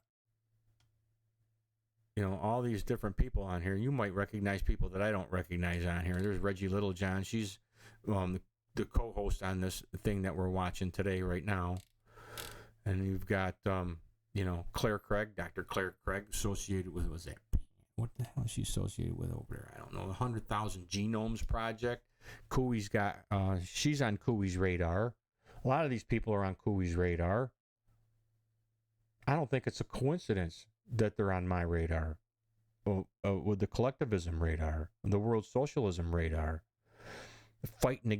supposedly fighting against the world socialism and the globalism at the UN from within the human rights of the same world socialism.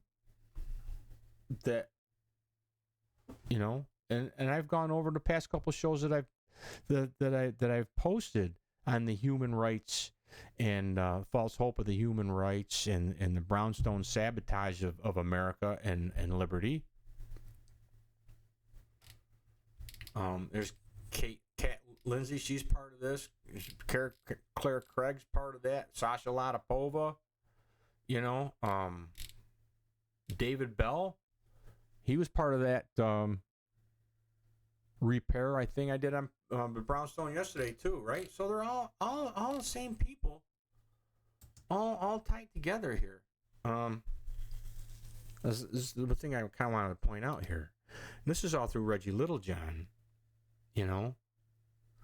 But the panelists that we have here is Dr. Elizabeth Lee Villette, okay? She's the president and CEO of the faith-based human rights 501 Truth for Health Foundation. Human rights-based. Okay? Yeah, and that's right here. The co-founder and president and board of Truth for Health Foundation, a faith-based human rights 501c3. Human rights. Human rights. She's a member of the International Society of Gynecological Endocrinology and proclaimed proponent of free market approaches to lower healthcare costs. So she claims to be a proponent of free market approaches, not the free market, but free market approaches via a fair insurance market and public safety net.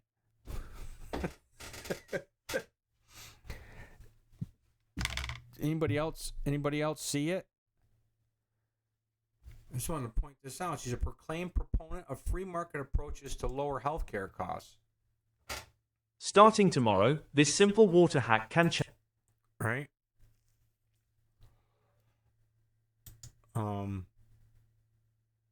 Via a fair insurance market and public safety net.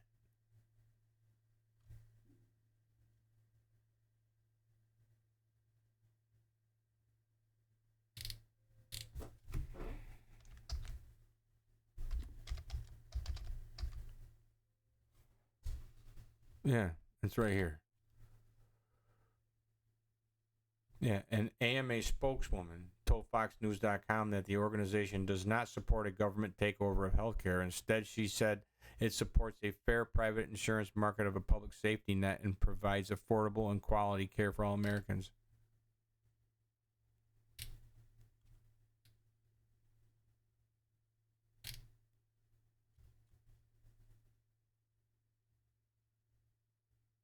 Yeah, she's been a member of the Medical Association for most of the more than 30 years. She's practiced medicine, and the AMA has been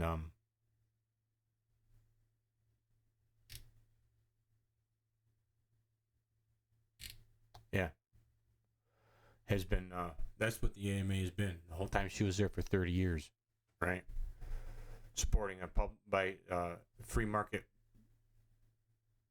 Yeah, it supports a fair private insurance market. Fair, not free, but fair private insurance market and public safety net. It's all public-private partnership shit. It's a conflicting thing. I don't know. I always like, Dr. Elizabeth Villette too, but Lee Villette, whatever. But she founded a faith-based human rights 501c3. Okay, the topic is One Health, a vice of totalitarianism. So now we've got in speakers and panelists, topic is One Health. But Dr. Kat Lindley, as you saw in that clip I had in here, she's involved with this. She's a family physician and president of the Texas branch of American Academy of Physicians and Surgeons and FLCC senior fellow and president of Global Health Project.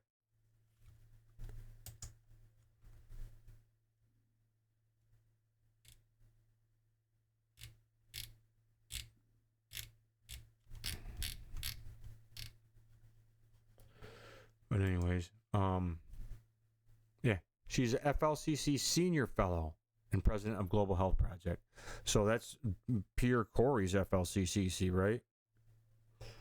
Dr. David Bell, again, she's talking on One Health and distribution, disruption of physician-patient relationships. Dr. David Bell, the same guy that was involved with Brownstone's repair that I just went over in my last show, as a senior scholar at Brownstone Institute, public health physician and biotech consultant in global health, former medical officer and scientist at the World Health Organization. Yeah, he's a former WHO guy. And he's a lot more, too. His bio is all kinds of globalism, all kinds of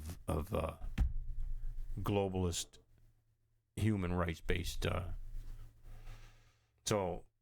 But he's one of these guys that's in here fighting for our medical health, or medical freedom guys, right? Dr. Merrill Nass, board-certified internist, biological warfare epidemiologist, and expert in anthrax. She's definitely on Cooey's radar. Nass is also founder of the Door to Freedom, a human rights advocacy organization pushing for WHO recognition of our trampled human rights, of which Dr. Bell is also a listed contributor. Dr. Bell is also affiliated with that. Brian O'Shea, he's a private investigator and security expert. According to this, staunch populist, nationalist, progressive. I've heard him refer to himself as a nationalist, populist nationalist, and point out to the fact that he's really good friends with Steve Bannon, as Naomi Wolf, his wife, has also said numerous times how much she loves Steve Bannon. So,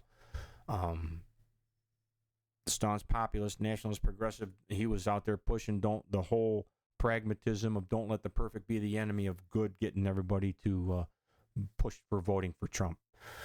He was a big MAGA guy. Okay. And big Steve Bannon fan. So he's on here too. Let me see. I 100% stand with Steve. That's just Brian O'Shea. Can't see his thing. He's how he 100% stands with Steve Bannon, nationalist, geopolitical nationalist Steve Bannon. Again, it is what it is. But if you think that any of these people are fighting for our founding principles, if you think of anybody in these people are fighting for our founding republic, our Constitution, our limited form of government, you might want to take this into consideration. Because the evidence is to the contrary. You can't be a nationalist or a populist nationalist and be supportive of our founding principles at the same time, because they're counter to each other. Listen to what the Nationalist Conservative Conference, listen to what those people are saying. They actually declared their independence from our founding principles in the conference. And our Vice President Vance has been there speaking at those conferences too. And I got this thing on here to us, basically the irony of it all, from Trump's White House. This is from Trump's White House. Okay. Promoting human rights is essential to an American first vision. I just wanted to point this out before we get on to that these are all the same people. They're all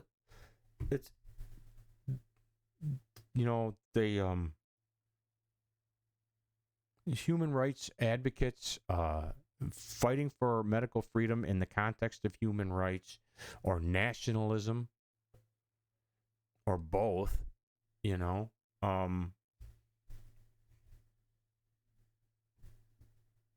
they're all like the people that are involved with one aspect of this, they cross-pollinate a multitude of organizations. You think they're different movements, different organizations, but it's all the same people. None of them have espoused our founding principles that I have heard. They say that they're patriotic, but that doesn't make them, doesn't mean anything if they're not promoting our founding principles. You can be patriotic for a communist America. You can be patriotic for a nationalist America. You can be patriotic for an anarchist America, like the von Mises Institute guys, right?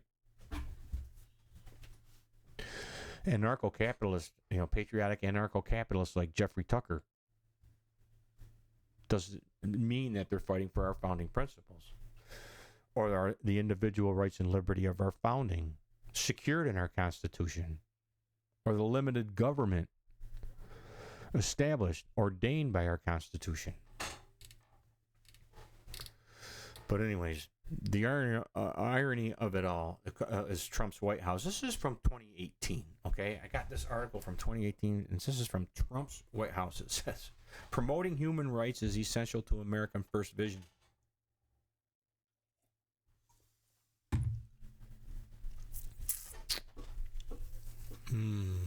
The world socialism of human rights. The United Nations Universal Declaration of Human Rights is essential. Promotion of these things is essential to American first vision. This is right out of Trump's his own White House.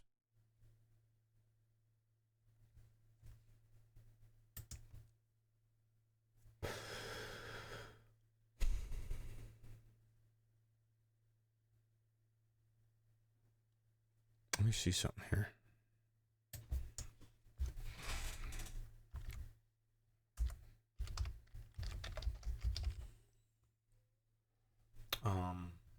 Yeah. Sorry, excuse me about that. Sorry. Yeah. Human rights is mentioned in this thing from the White House 14 times. When President Donald J. Trump gave his first address to the United Nations General Assembly in New York last summer, which would have been 2017, right? This was written in 2018. Many pundits correctly identified something different about this administration in Trump's UN speech. Emphasis on sovereignty echoes his democratic agenda, and Washington Post headlines read, sovereignty, the key word from Trump's UN address. Sovereignty, sovereignty, sovereignty. In other words, legitimate national sovereignty must begin with a respect for human rights. Really? I mean, we can just let it pass, right? Human rights and our founding principles are the same thing. Are they? If you've listened to any of my shows as of late, I've presented hours and hours and hours of evidence to the contrary for your consideration. But we get being told, it keeps getting pushed in front of us as if they were the same. As if they were the same. Yeah, legitimate national sovereignty must begin with a respect for human rights. How can that possibly be when human rights has totally subjected the concept of national sovereignty to the international global governance duty to protect the human rights that nations now have the responsibility to enforce, now have the responsibility to provide. It's a conflict in terms. They're opposites. Unless you redefine what sovereignty is. So that principle is echoed in President's national security strategy. The human rights, it's echoed in his national security strategy. It's our national security now.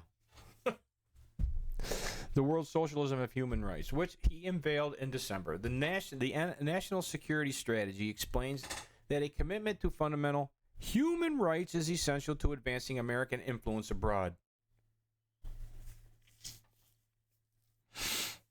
Yeah, we need to cave, basically. If we're going to have influence, we need to cave to the consensus of human rights. Respect for human rights and democracy, not our republic, but democracy, also produces peace, stability, and prosperity, making it an integral component of U.S. national security. This principled, realistic approach to foreign policy is a fundamental component of America First. Does anybody else see the irony in that? In the convoluted confusion. It's self-conflicting to an America First policy based on the world socialist conformity, based on a sovereignty, America First and pro-sovereignty policy based on its conformity to the global governance of human rights and world socialism of human rights.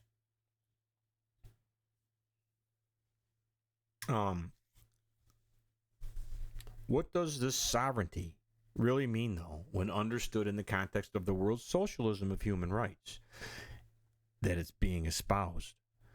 It's mentioned 9 times. What does it mean? Not once what does it mean?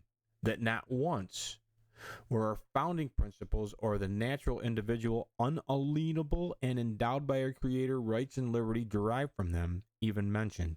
Nothing. Does it mean nothing? Does it mean nothing? Is just give it a pass? Are we being manipulated? Are these people themselves duped? Are they duping us? I don't know.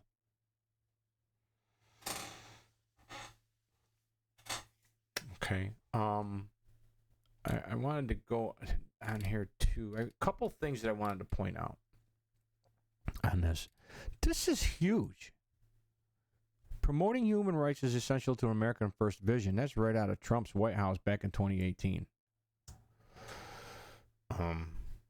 Right out of Trump's White House back in 2018. Okay, humanity as an A and resistance. I don't know how to interpret that exactly of sovereignty. Now, it's Gigome's part of Gigome's logo, right? As the A and Om of sovereignty at the end. I don't know what that would mean. But abstract. Okay, this is from 2009. Okay. This article argues that the principle of sovereignty is being ousted from its position as first principle of international law. This trend is welcome. This article argues that the principle of sovereignty is being ousted from its position as a first principle of international law. This trend is welcome. So this is back in 2009. Okay, this is 20 years. Well, 2009, it was 10 years. A decade before Trump's White House was talking about his sovereignty in the context of human rights. So, introduction. State sovereignty means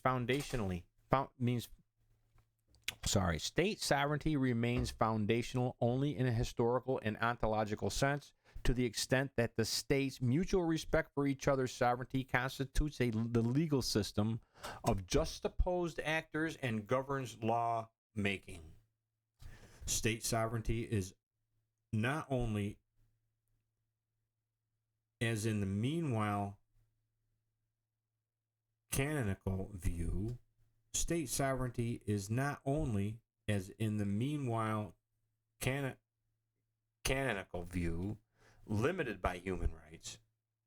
Well, anyways, state sovereignty is not only limited by human rights, but it is from the outset determined and qualified by humanity, and as a legal value only to the extent that it respects human rights. State sovereignty is not only limited by human rights, it has a legal value only in the extent that it respects human rights. Right. That's where I'm going. That it respects human rights, interests, and needs. It has thus been humanized. That's what the world socialists or advocates of world socialism and the world socialism of human rights are saying, that sovereignty has been humanized, right? Consequently, conflicts between state sovereignty and human rights should not be approached in a balancing process. They can't. There's the balance. See, balance is another slave speak that comes when you're referencing human rights. It's a slave speak word. It's a power slave speak word. The balance between, well, the needs of the collective and the needs of and the freedoms of the individual. That's kind of what Malone was saying in that first article that I was reading from him. And we got to find the balance or the boundaries between, the rights of the state and the rights of the individuals. Malone was espousing the same freaking collectivist doctrine there.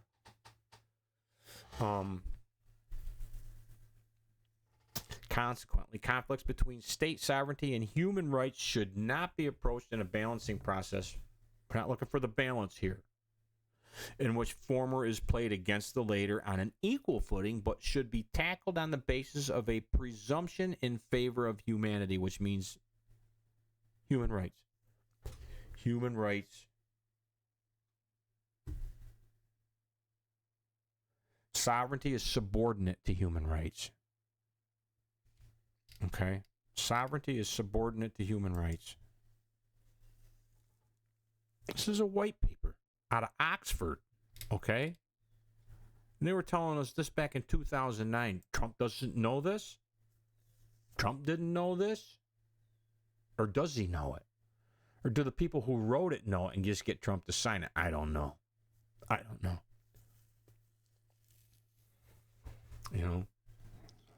Maybe it's just part of the art of the deal. Maybe it's just part of the art of his deal on this, right? I don't know.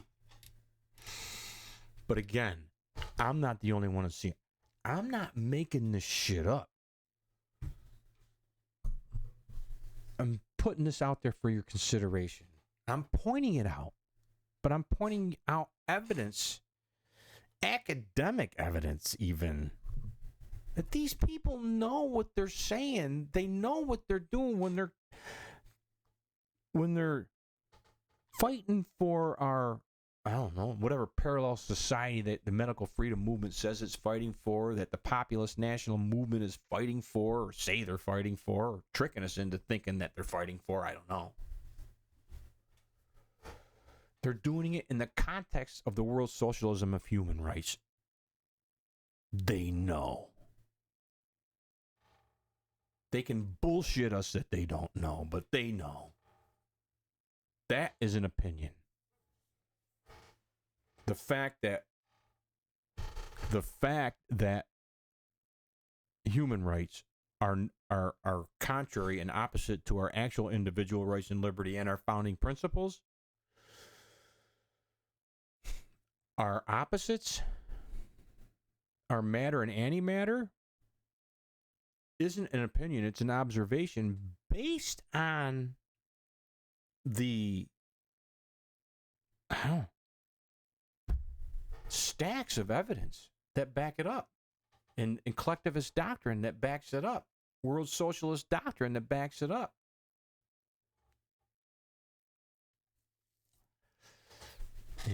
But I don't hear anybody pointing this out. I don't hear anybody out there differentiating what is actually happening here, what these people are actually saying, and what actually means what they're saying. We're just assuming that it means what we think it means. Human rights are an essential part of an America First policy. Only if America First is subordinate to the world socialism of human rights can that be possible.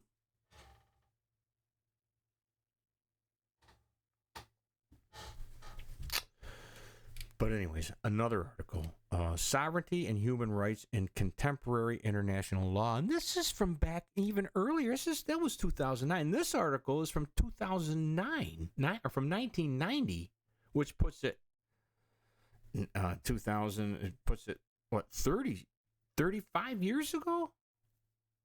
Right? this article here.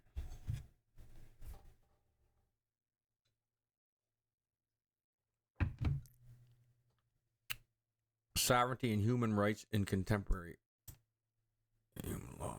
I don't know. It's open something. The American Journal of International Law. This is where this is out of.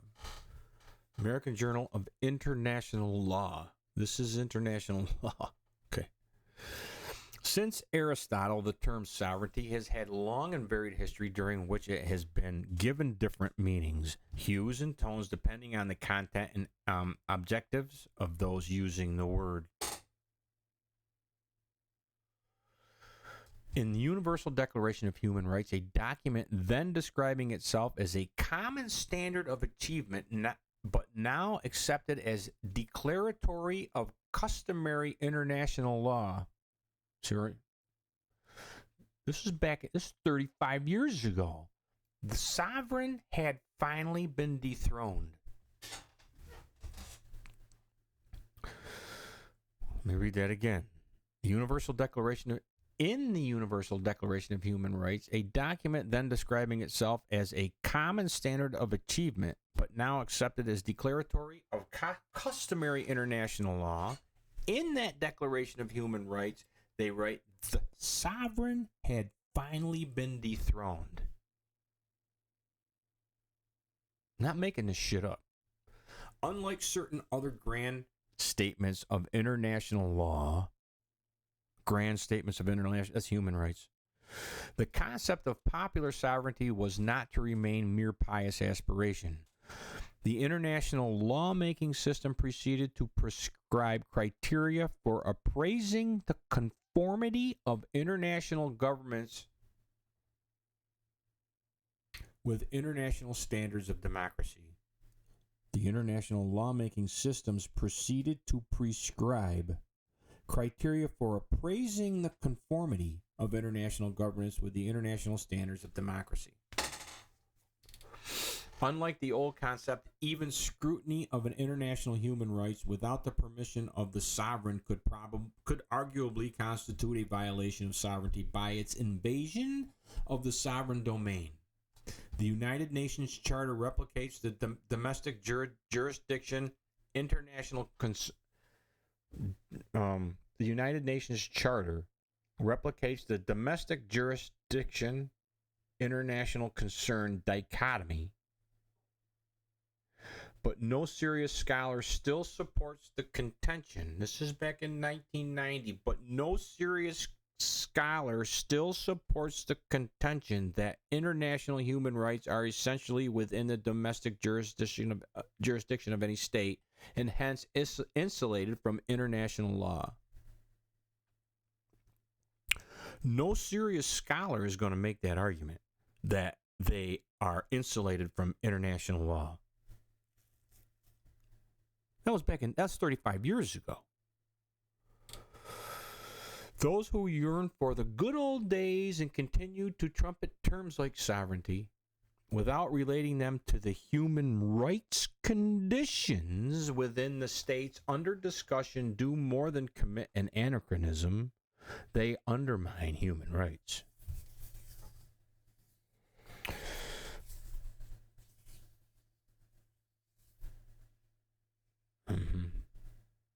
Another article I've got here. Let me see. Is this the one?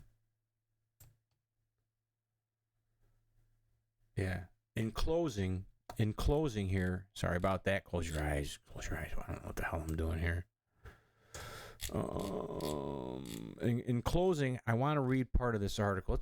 It's a long article, and I'm not going to read the whole article to you. But back in 2003, okay, they had that Reconciling Human Rights and Sovereignty, a framework for global property law. This is a telling paper of where we are and where we have. This came out in 2003, so it's about almost 20. It's 22 years old, right? A couple decades old, anyways. And it's out of the Moore School of Law. Indiana Journal of Global Legal Studies. So this is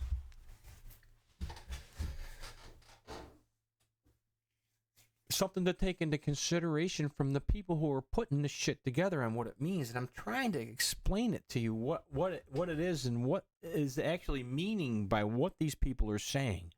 For Trump to say that America first is an essential, human rights are an essential aspect of America first, does he know what he's saying? Do people are just letting this fly? I don't know.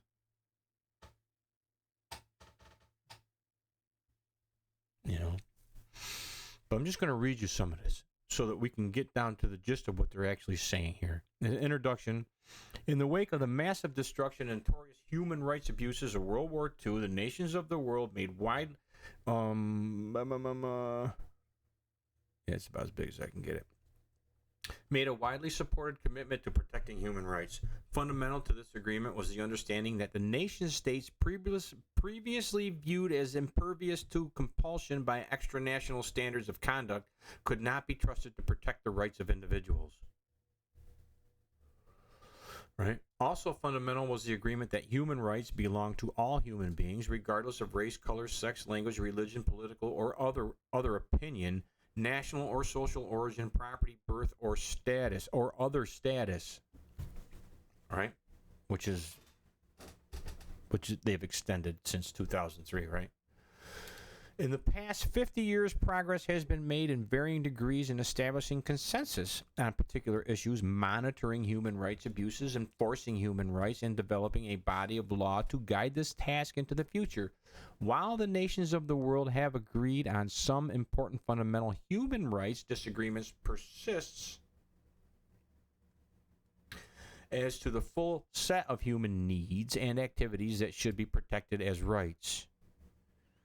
One view holds that the civil and political rights typically understood as negative rights.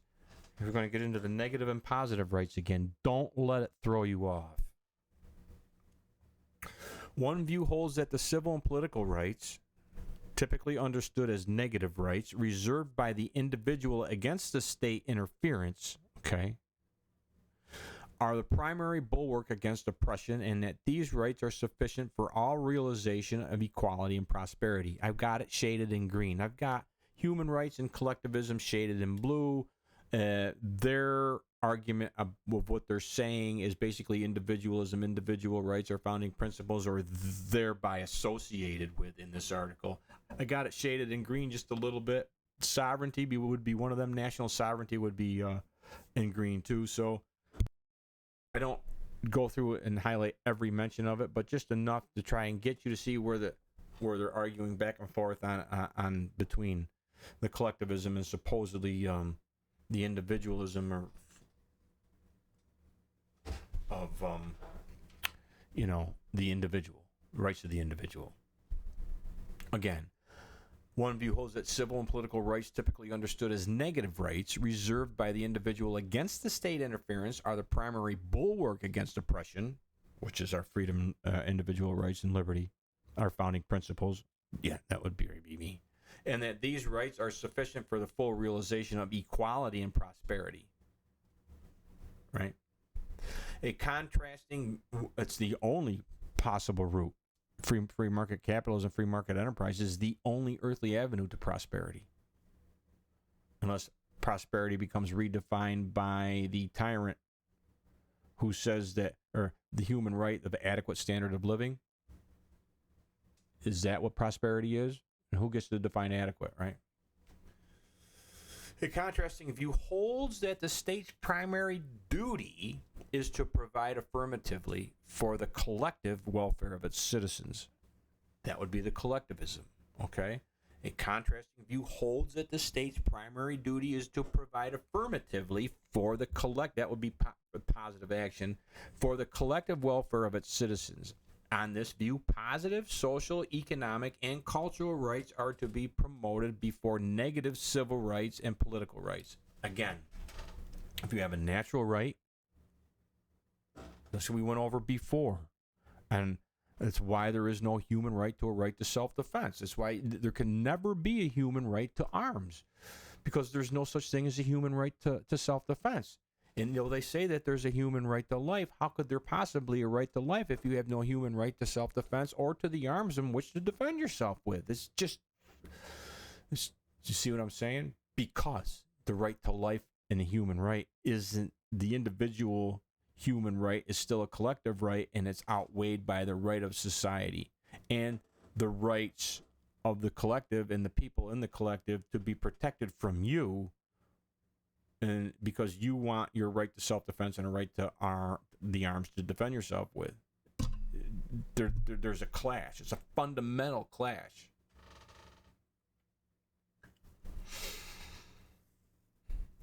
Yeah. A contrasting view holds that the state's primary duty is to provide affirmatively for the collective welfare of the citizens. On this view, positive social, economic, and cultural rights are to be promoted before the negative civil and political rights. The collective needs of the many outweigh the needs of the one or the few, right? Parallel to the enhancement of human rights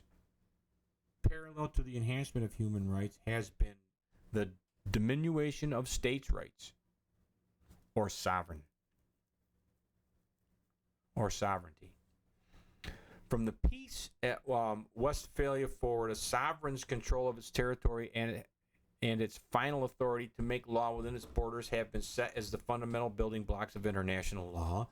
Recently, however, global forces, including markets, communications, and transportation, that mention of markets is going to come in here in a minute, and transportation have become more independent of the control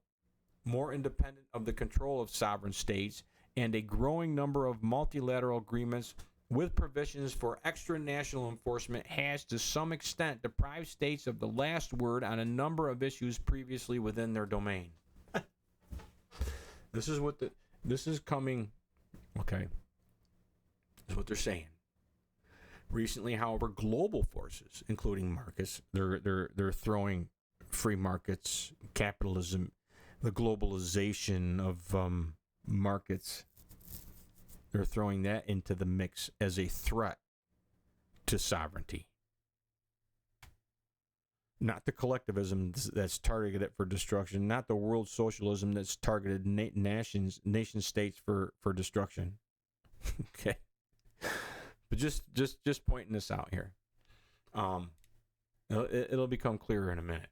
While most nations desire the benefits of increasingly integrated globalized forces, most nations desire the benefits of increasingly integrated globalized forces, there remains serious disagreement regarding the role of sovereign nations in a global order.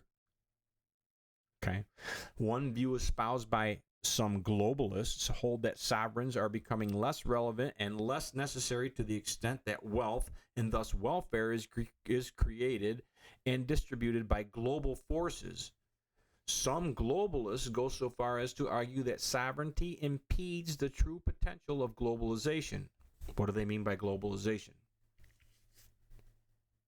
Globalism and globalization in a lot of collectivist doctrine are opposites. Globalism is the spread of world socialism and redistributive justice that is left to clean up the wake of inequity, okay, and of capitalism.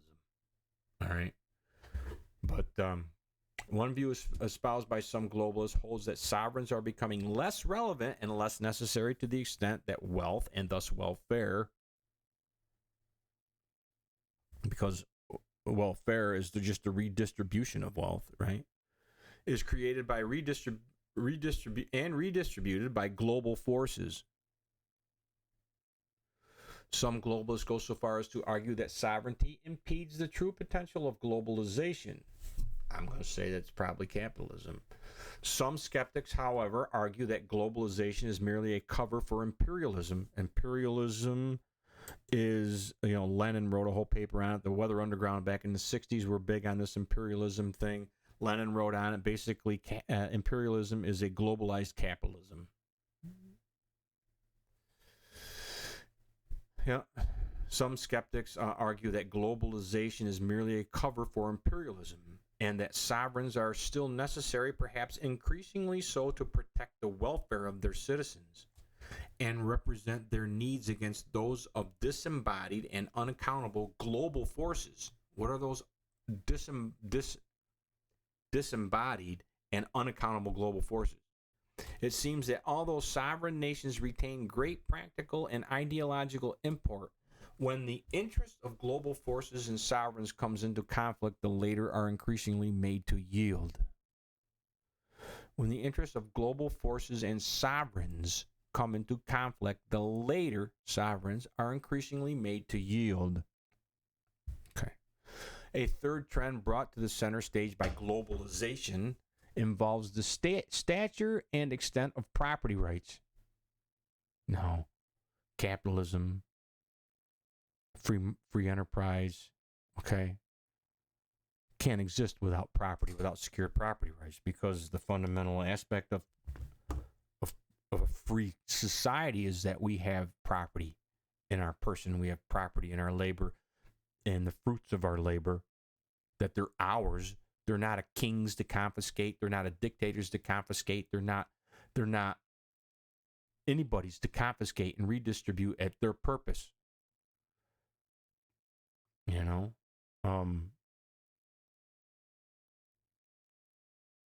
are ours. Our labor is ours. Only a slave's labor is owned by others. Only the fruits of a slave's labor is owned by others.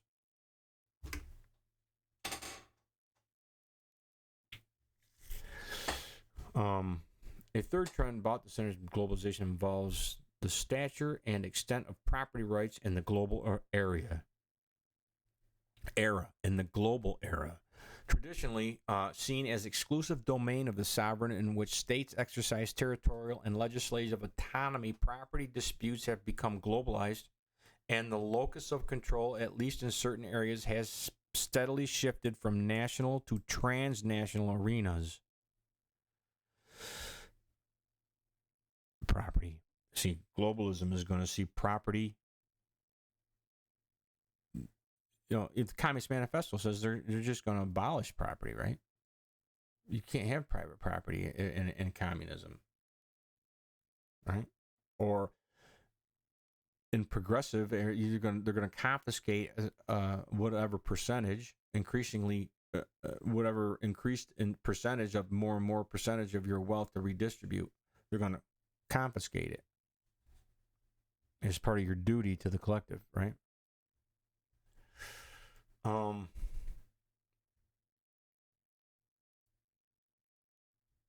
Yeah.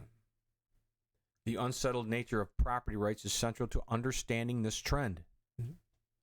As well as what's central to understand it is that property is not allowed, or it has to be able to be confiscated and redistributed for redistributive justice and collectivism versus individualism, when it says your property is your property. Fee simple, which is a founding principle of the United States, and you can read that in the Federalist Papers. Is it James Wilson or I can't remember. Private property in fee simple. The ownership of property is not just the stream from which the liberty flows, it's the fountain from which the stream of liberty flows. Property. That was from our Federalist Papers. I can't remember which one right now. But anyways, so the inability, the unsettled nature of property rights is central to understanding this trend, as well as seemingly intricable disputes regarding the scope of human rights law and the power of the state. The inability to reconcile these disputes stems, at least in part, from a fundamental disagreement about the meaning of property. Right. As well as who should have the final authority to decide how property is protected and ultimately distributed. Mirroring the divergence in human rights and sovereignty, the global dispute over property comes down to the dispute between the liberal ideology that animates free market capitalism and the socialist ideology that animates state-planned economies.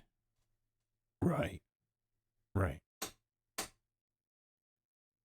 Human rights are not part of the liberal ideology that animates free market capitalism. They are most definitely an aspect of the socialist ideology that animates state-planned economies, because the whole redistribution of wealth and the whole sustainable development goals that are based on that redistributive justice are all based on human rights. The former view holds that the liberal idea, quote, liberal ideology that animates free market capitalism, view holds that in order to generate industry and wealth, property must be strictly protected against the intrusion by the state and others. Right.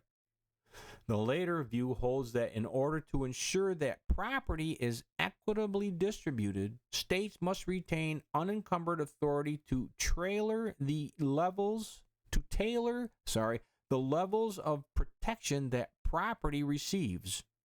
They need equitable redistribution of everything. Though there is considerable disagreement in this area, there is general trend toward increasing the protection of private property as against the state and prioritizing speculative property over other types. So they're going to break down property into certain types. Of what they're going to do is they're going to take this property and they're going to divide that property, which is a whole concept, private property rights. Well, it depends on what kind of property you have. You got to have a balance on what this aspect of property, what that aspect of property, and this aspect of your private property, which may include A, B, and C, is going to have preference over these other kinds of what we're going to say, what you're still trying to say is your property. We're going to be able to confiscate those and redistribute those at our will and not protect them. And that's going to come under the national, global jurisdiction. Do you see what I'm saying? Of human rights. This is where I'm going. I'm trying to get this out there as plainly as I can for your consideration. I suggest that you read this article yourself. Maybe I'm just confusing it for you, but I'm trying to break it down what they're saying and how it pertains to where we're going as far as a confusion of sovereignty, as confusion of human rights with our founding principles and our founding republic, and how that confusion that these people are promoting is undermining our republic and our liberty. It's sabotaging it. I'm trying to clarify that the sabotage is there and real. But I'm not just imagining it. These things. I'm not just imagining them. Okay. Now, what they're saying is that though there is considerable disagreement in this arena, okay, what's going to be protected more, there is general trend towards increasing the protection of private property as against the state and prioritizing speculative property over other types. Now, they're saying speculative, so what's speculation, right? You see where I'm going? This trend in property, more than any other, is at the root of the prioritization of individual rights over collective welfare. There it is. This trend in property of increased protection of property, more than any other, is at the root of the prioritization of individual rights over collective welfare and the ascendance of global market forces over sovereign authority. Like I told you. Now they're going to throw this into the mix here, that this trend towards private property, this free market capitalism, this laissez-faire shit, okay, this protection of your private property rights, your property rights, is what is compromising our nation's sovereignty. All nation sovereignty, all national sovereignty. Is that where Trump is going with his White House thing, saying that, human rights are essential, promoting human rights is essential to America first? Is that where he's coming from? Is this where he's coming from? Is he drinking the collectivist Kool-Aid on this? Is this how they're understanding it? I don't know. Just throwing it out there for your consideration. Yeah. The results are the decreased stature of and commitment to social, economic, and cultural rights. The diminished capacity of states to protect public welfare within the territories and a distortion of civil and political rights. So what they're saying is that if you're going to protect this individualism shit, the only way that you're going to have state sovereignty going forward is if you drink the Kool-Aid and conform to the global governance of human rights. This is what they're saying. This is what they're saying. Is that where Trump's coming from? And his White House human rights essential to America First policies? I don't know. I'm going to read that paragraph again. This trend in property, more than any other, is at the root of the prioritization of individual rights over collective welfare and the ascendance of global market forces over sovereign authority. You see what I'm saying? The results are the decreased stature of and commitment to social, economic, and cultural rights. The diminishing capacity of the state to protect public welfare within the territories and a distortion of civil and political rights. So our founding principles, our natural, unalienable individual rights and liberty, our right to property, which is fundamental to our the self-evident truth that we are endowed by our Creator with certain unalienable rights, including life, liberty, and the pursuit of happiness.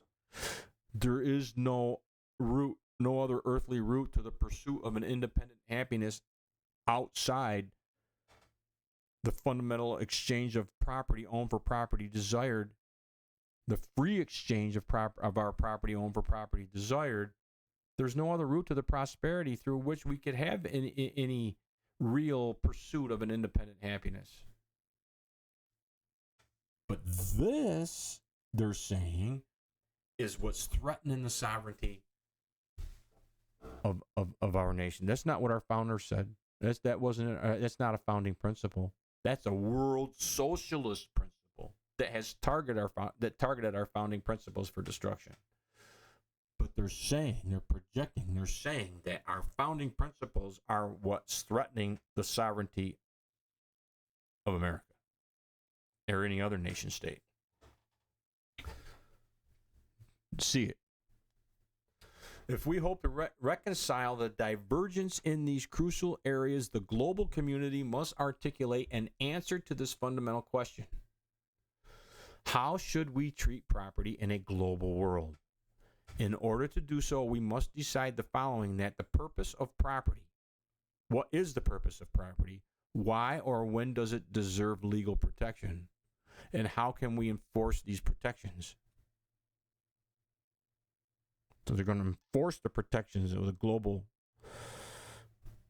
Through these questions, though these questions are enormous, this note will provide a modest contribution to this dialogue in hope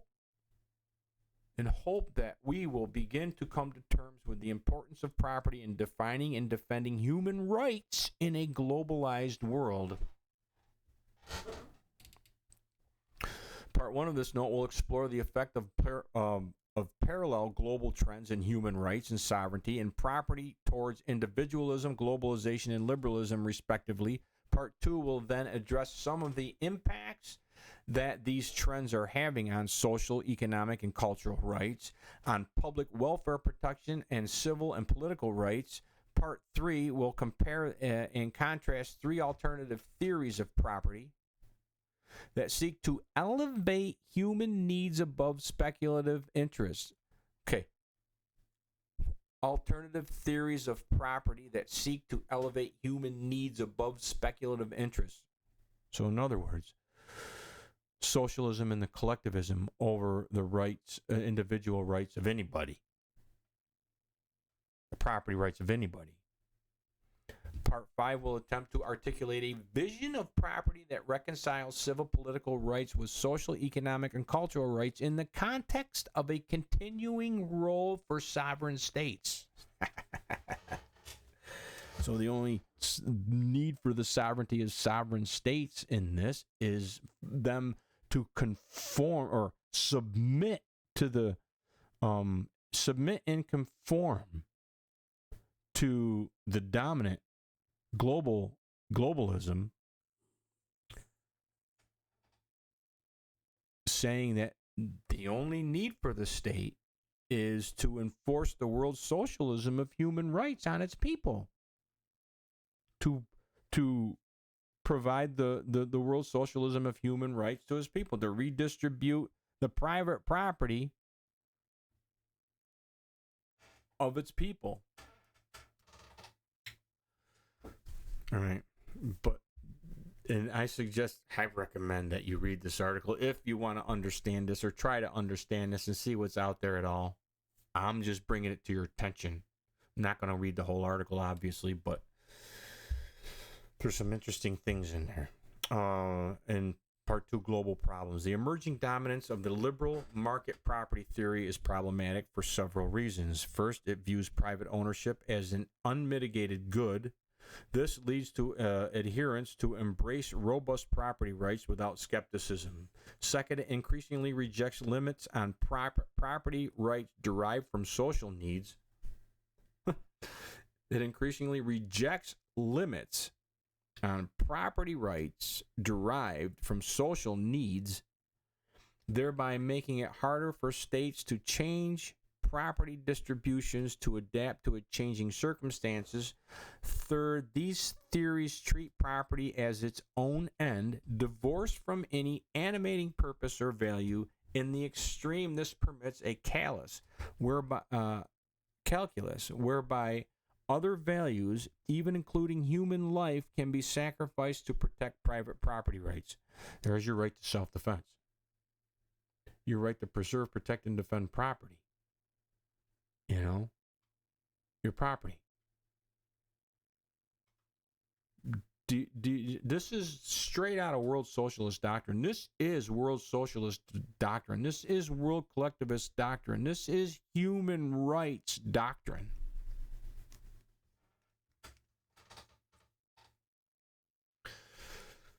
Just pointing it out for your consideration. You know, fourth, liberal property theories. Liberal, and in this instance, they mean free market enterprise, individual rights, liberties kind of shit is what they're correlating it to. Liberal property theories harbors excessive faith in market mechanisms as the means of distributing the goods of society. As a result, disembedded global markets, disembedded. They're not compliant to a central plan. They're not part of a centrally planned economy, a centrally planned society. They're disembedded. Global markets make societies conform to logic of commercialization. Straight out of world socialist, world communist doctrine, anarchist doctrine, and world collectivist doctrine. Straight out of collectivist doctrine. 101. Okay? Nothing new here in regards to that, but it's just showing you that this is what human rights is. It's straight out of this doctrine. This elevation of rights in speculative property, elevation of rights in speculative property, they're referencing property rights as speculative now, has led to three major crises in human rights. Namely, the demotion of social, economic, and cultural rights, the weakening of the state's ability to protect public welfare, and therefore your sovereignty, and the distortion of civil political rights. I just holy what the Batman? Holy what the Batman? If Trump and the now populist nationalist neocon human rights-based sovereignty and medical freedom movements are buying into this shit, then they're seeing the world socialism, that's communism, folks, of redistributive human rights as the great rescuer of both national and individual sovereignty, not the great compromiser of them that it actually is. This is where I'm going. This is where I'm going. Holy shit. Where are these people coming from with this? Are they that freaking duped? Are they so drunk on the Kool-Aid that they don't? Or are they being duped? Do they not know? Are they ignorant of the reality of the world socialism of human rights that they're espousing? The whole medical freedom movement is saturated with the world collectivism, world socialism of human rights. Even the sovereignty movement is nationalist, populist sovereignty, individual sovereignty. The Jeffrey Tuckers and the Brownstone Institute intellectuals and the Repair and all these people, they're saturated, literally inundated with world socialism of human rights.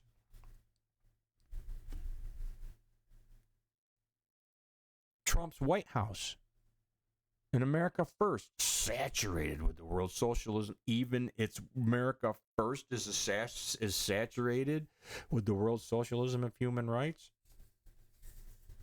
What's that say for where we're going to go? I mean, look at RFK Jr. And I was watching on Cooey the other night. Cooey did a show where he had RFK. We was doing a study hall on an RFK Jr. interview with Dr. Phil and RFK Jr. And I sent an email to Cooey to he probably saw it too. I don't know if he needs me to point it out or not. But the thing is that Kennedy was saying how America was only like 4.something% of the population, but we spend way more money on this and that and the other thing, and we have the world's worst highest mortality rate, and we spend more money. It's the same shit Malhotra was pushing. Dr. Asim Malhotra, medical freedom doctor, pushing the universal health care of socialism's universal health care, blaming our limited form of governments on multiple talk shows, multiple populist, nationalist, maha talk shows, blaming America's limited government for the tyranny of COVID. I shit you not. I've done shows on it. You can go to my Rumble channel, Liberty Perspective Show, the Liberty Perspective on Rumble. I'm putting things on YouTube now, but only a few shows are there. My latest shows are there, but you can go to my Rumble page and look down through the titles. I talk about these things. I've been trying to warn you these things for over a year on my show, and I've been trying to do it. Well, in my book, I wrote my book in 2015. I've been warning people about this shit. And I was warning people before that. I mean, it took me 10 years of research to put that book together. I don't know. I guess that's, I recognize collectivist doctrine when I see it, when I hear it, and I'm going to call it out. And that's been my objective from the beginning, is to call it out no matter who I hear it being espoused from, or where it's being espoused, or when it's being espoused. I'm going to call it out. Sorry. That's why I'm alone doing this. Probably why I don't have any friends doing this. I don't know. It doesn't matter to me because that's my objective. Pointing it out as I'm doing here for your consideration, But if that's how Trump is understanding America First sovereignty, is from within, when he's saying that promoting human rights is essential to that, is this what he means? There is a great irony about property. The increasing financial value of property as a market concept is inversely proportional to its normative moral value as a legal concept. That is to say that as a particular article of property becomes more alienable, it becomes easier to trade. Yeah, this is where they get into all this is where they get into a whole concept of collectivist concept of what our individual liberty is. And you got to remember that collectivist concept is going to be in the context and from the perspective of the revolution, the collectivist revolution that's targeting them for destruction.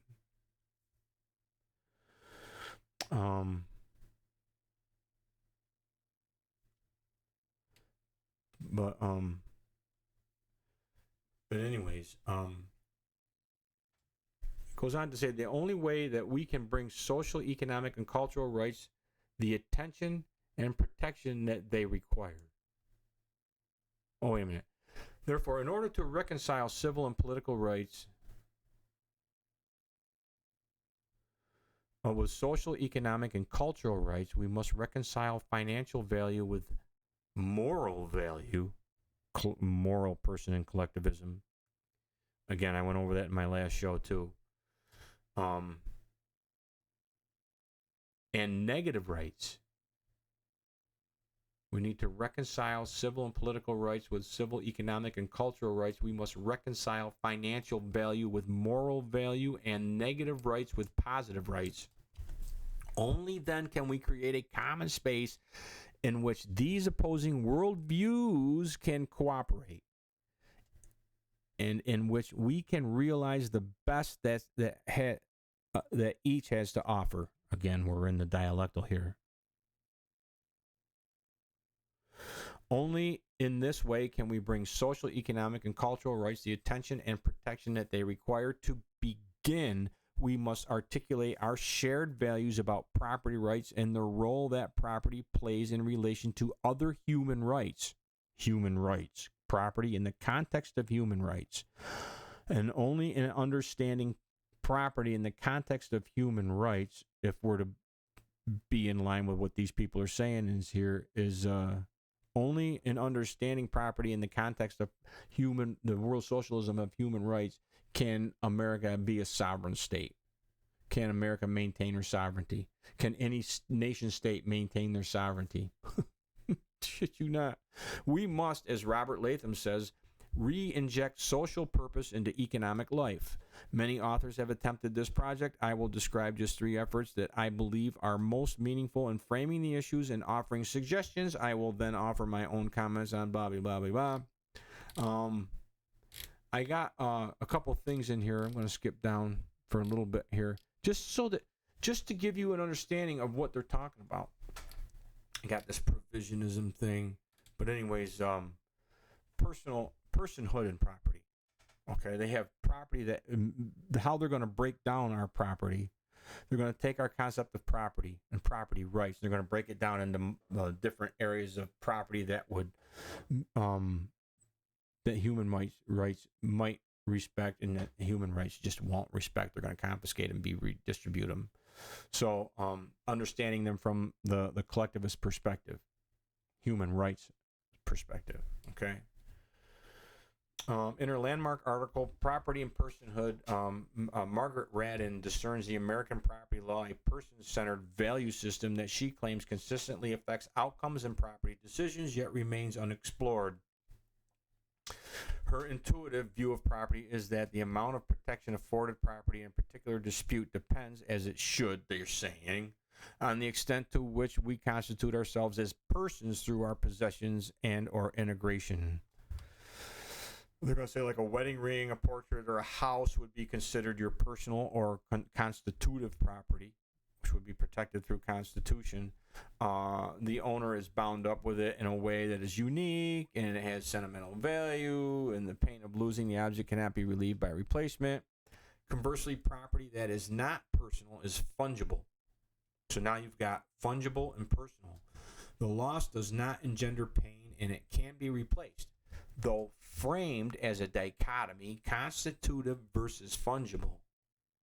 Radin conceives of her metaphor as a continuum, where property resides along the spectrum determines the level of the protection to which it is entitled. Thus, the more closely an object is connected with personhood, your personhood, the stronger the entitlement. For example, when a person lives in a house she owns, the house is closer to the personal end of the spectrum than when she owns a house but rents it to others.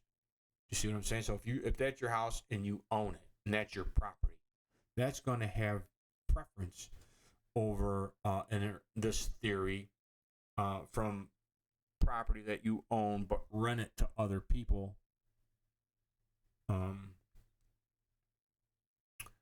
rents it to others. Radin illustrates her theory with a number of examples from positive law. So, yeah, those people that live in that house have a human right to live in that house. They have a right to housing. They have a right to it. So, you see where the conflict in the collectivism of human rights comes in, and property rights. Regarding takings, Radin, this is something that I want to get out there and point out here that comes from this whole property rights erosion and the conflict between collectivism and individualism that's going on here in the world socialism of human rights. I want to point this out because I've heard other people talking about this. Cooey being basically, Cooey's the only one I've heard talk about it besides Mark Kulak, and we're arriving at these things independently, wholly independent. I'm coming from collectivism. He's coming from biology. But he's seeing the same alien, I'm pretty sure. I think we're all seeing the same alien. Regarding takings for redistribution, Radin asserts that some personhood property, like live in your house, they're dividing property into different segments, one prioritized over others, right? May be so personal that compensation would not be adequate, okay? And thus should not be subject to taking because doing so would cause the person to cease being herself. This would amount to a strict scrutiny test. Strict scrutiny test. Whereas the taking of fungible property they're saying is, from a speculative whatever, does not comprise personhood and can be compensated effectively with money. Okay? Where now, instead of saying that a violation of our property and property rights, a violation of our fundamental rights being our individual rights and liberty and our property rights, we could hold the government to strict scrutiny. But here's where the understanding comes from. When you understand these things from the world socialism of human rights now. Okay. Radin also creates a separate category of cases that she frames as fungible property interest versus personal non-property interest. Is what I'm saying. Is that you have personal property. This collectivism is breaking down our right to property, and they're saying, well, you got to have these all different kinds of property, and, in order to have a world socialism of human rights, we got to be able to confiscate whatever percentage we need to confiscate for an equitable redistribution of the wealth in that society. So we're going to have to, that property you say is yours is actually ours. Right? All right. So,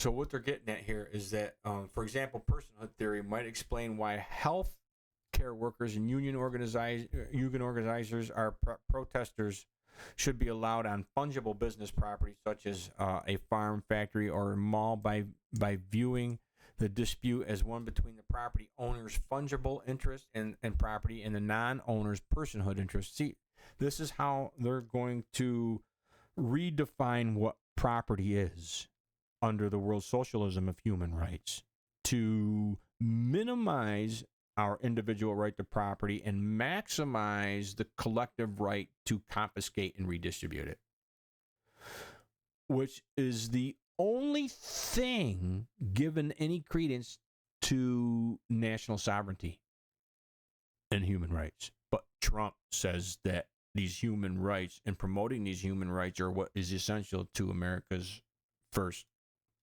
movement, right? I mean, anybody else seeing that? But anyways, I want to get into this.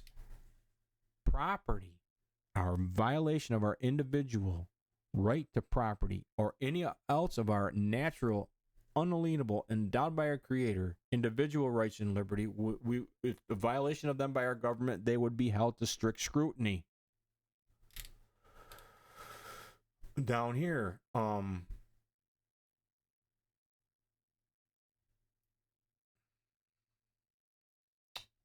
we want to get into what they call judicial review on this, okay? When they're dissecting these property rights, they're giving them a hierarchy. They're establishing a hierarchy to all our individual rights and liberty. You have a right to life, but then there's a hierarchy. There's a right to, whatever right that you say that you have, including property. There is a hierarchy in these things on what we're going to violate first and what we're going to violate last, basically. Okay, because they're all going to be violated at some time or another. Because, as Rousseau says in his social contract, in this collectivism, we're no longer in this social contract. We're no longer to be the judge of what dangers that we're supposed to subject ourselves to. If the sovereign says that we should die, we should die. Because it's only up until then that we've been living in, that we have any freedom, is because of the collective, right? But anyway, this judicial free, we're back to strict scrutiny, okay? This would amount to strict scrutiny of our individual rights and liberty, okay? Our personhood, what they're calling personhood, okay? In order to protect hierarchy, in order for a proper property hierarchy to have meaning and operation, it must be enforceable.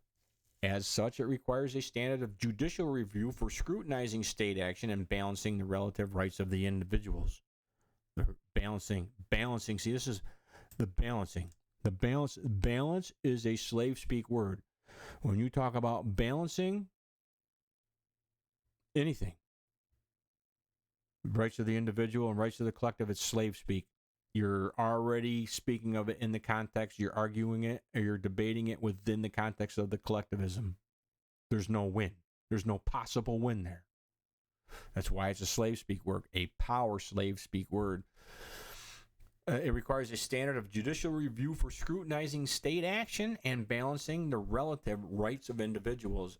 Of the three authors that you're talking about in here, Radican offers a discussion of the appropriate level of judicial review. Though this approach has not been adopted by any jurisdiction at that point, Radican suggests that government takings of personhood property should be subject to strict scrutiny, like we said before. Consistent with this, I would assign increasingly strict levels of judicial review to the levels of that hierarchy. Okay? Thus, higher up on the hierarchy list, the more strict scrutiny you get held to, right? Thus, for example, attempts by the state to take needs property, for instance, as a home, that will have to meet a compelling state interest and must be necessary to accomplish that interest. Attempts to take rights property, such as a church, will have to meet the intermediate test under which there must be a substantial government interest. You have a compelling state interest, and then you have and then it gets reduced to a substantial government interest, and the action must be narrowly tailored to accomplish this interest. Finally, takings of wealth property, like a business or what they would call this, what's the other word that they're using here? Fungible, okay? Or rights that the world socialism of human rights isn't going to respect, that can confiscate and redistribute or overrule or set aside, right? These rights, attempts to take property rights such as, okay, wait a minute.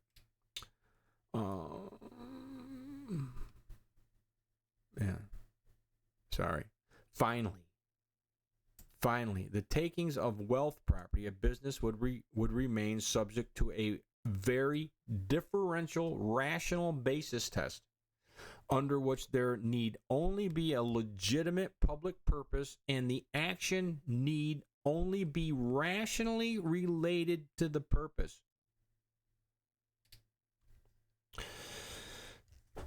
This whole strict scrutiny. Now, I've heard Cooey mention this strict scrutiny before, and I've heard him mention this rational basis test before. This is where it comes from. This is why our legal system, is this why in our own legal system, in America, we don't have any lawyers pushing for strict scrutiny on the violations of our rights, because our whole legal system now understands these rights from the world socialist perspective of human rights? Well, we have human rights laws. We have human rights attorneys that are in the medical freedom movement. That Aaron Siri is now this big lawyer. Is Aaron Siri a human rights lawyer? That'd be interesting to look up. I don't know. I haven't done that yet. But when you have a legal system, the Bar Association, look up the Bar Association and human rights. That'd be another thing, too, probably to look up. But our whole legal system, we have human rights laws. So how can we have human rights laws and human rights attorneys that are understanding it? They're not going to push back on, they're not going to push the strict scrutiny on our rights when they're understanding them from the world socialism of human rights. And this is from 2000. This article is from 2003, 20-something years ago.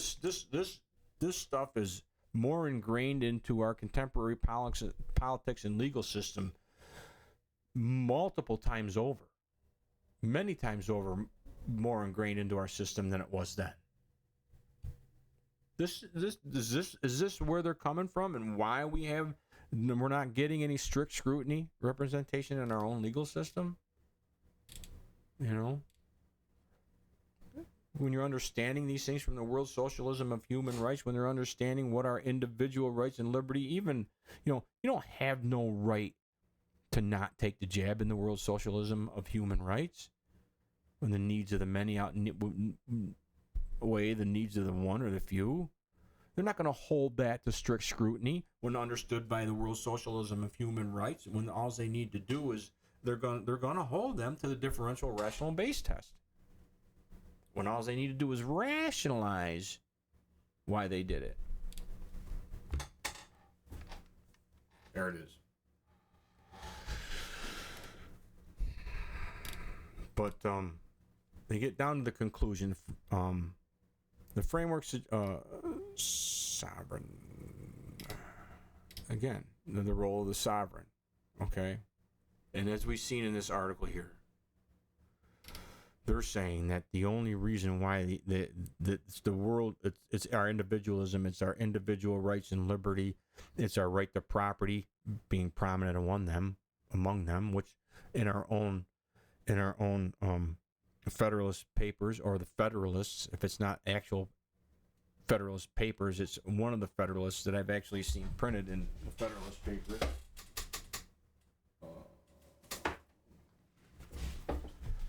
You can find it in the Essential Federalist Papers. It might not be an actual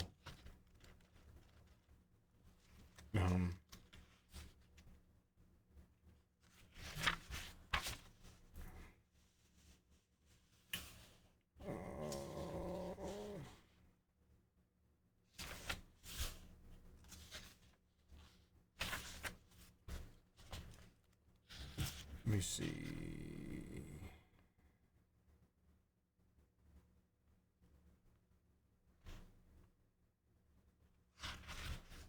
Yeah, I don't know.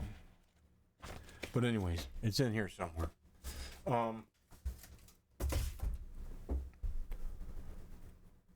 Property is the fountain from which the stream of liberty flows when understood from our founding principles perspective, from a liberty perspective. Violation of any of our natural individual rights and liberty are to be held to strict scrutiny. It even says so right from the world socialist perspective of human rights. But once a hierarchy has been established on them. All that the government needs to be held is to the differential rational basis test.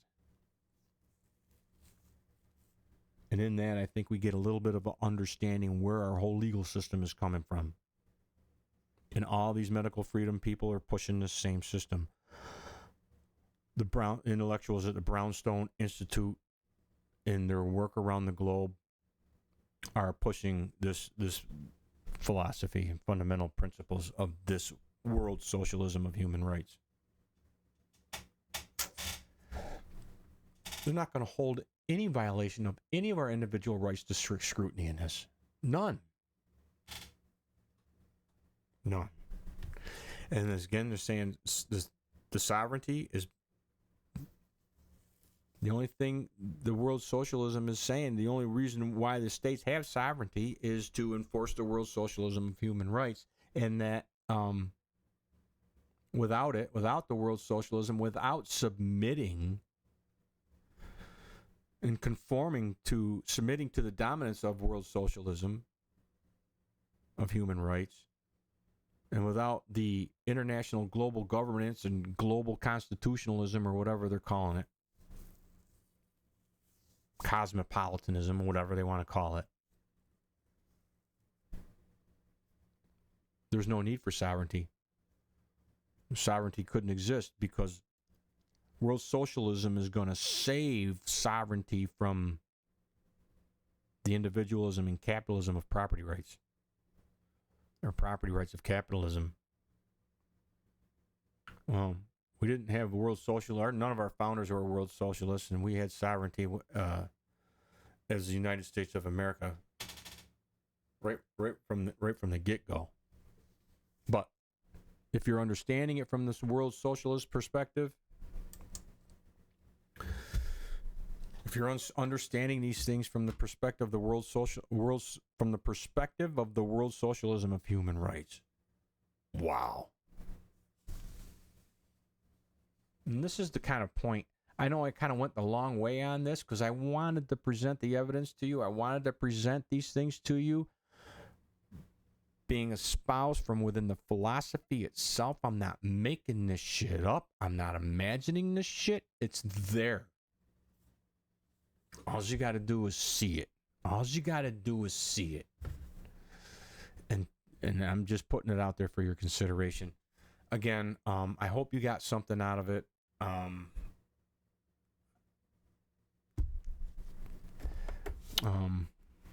just hope you got something out of it, because we're being duped. We're being duped, and we're supposed to just sit back and think that these people have our backs.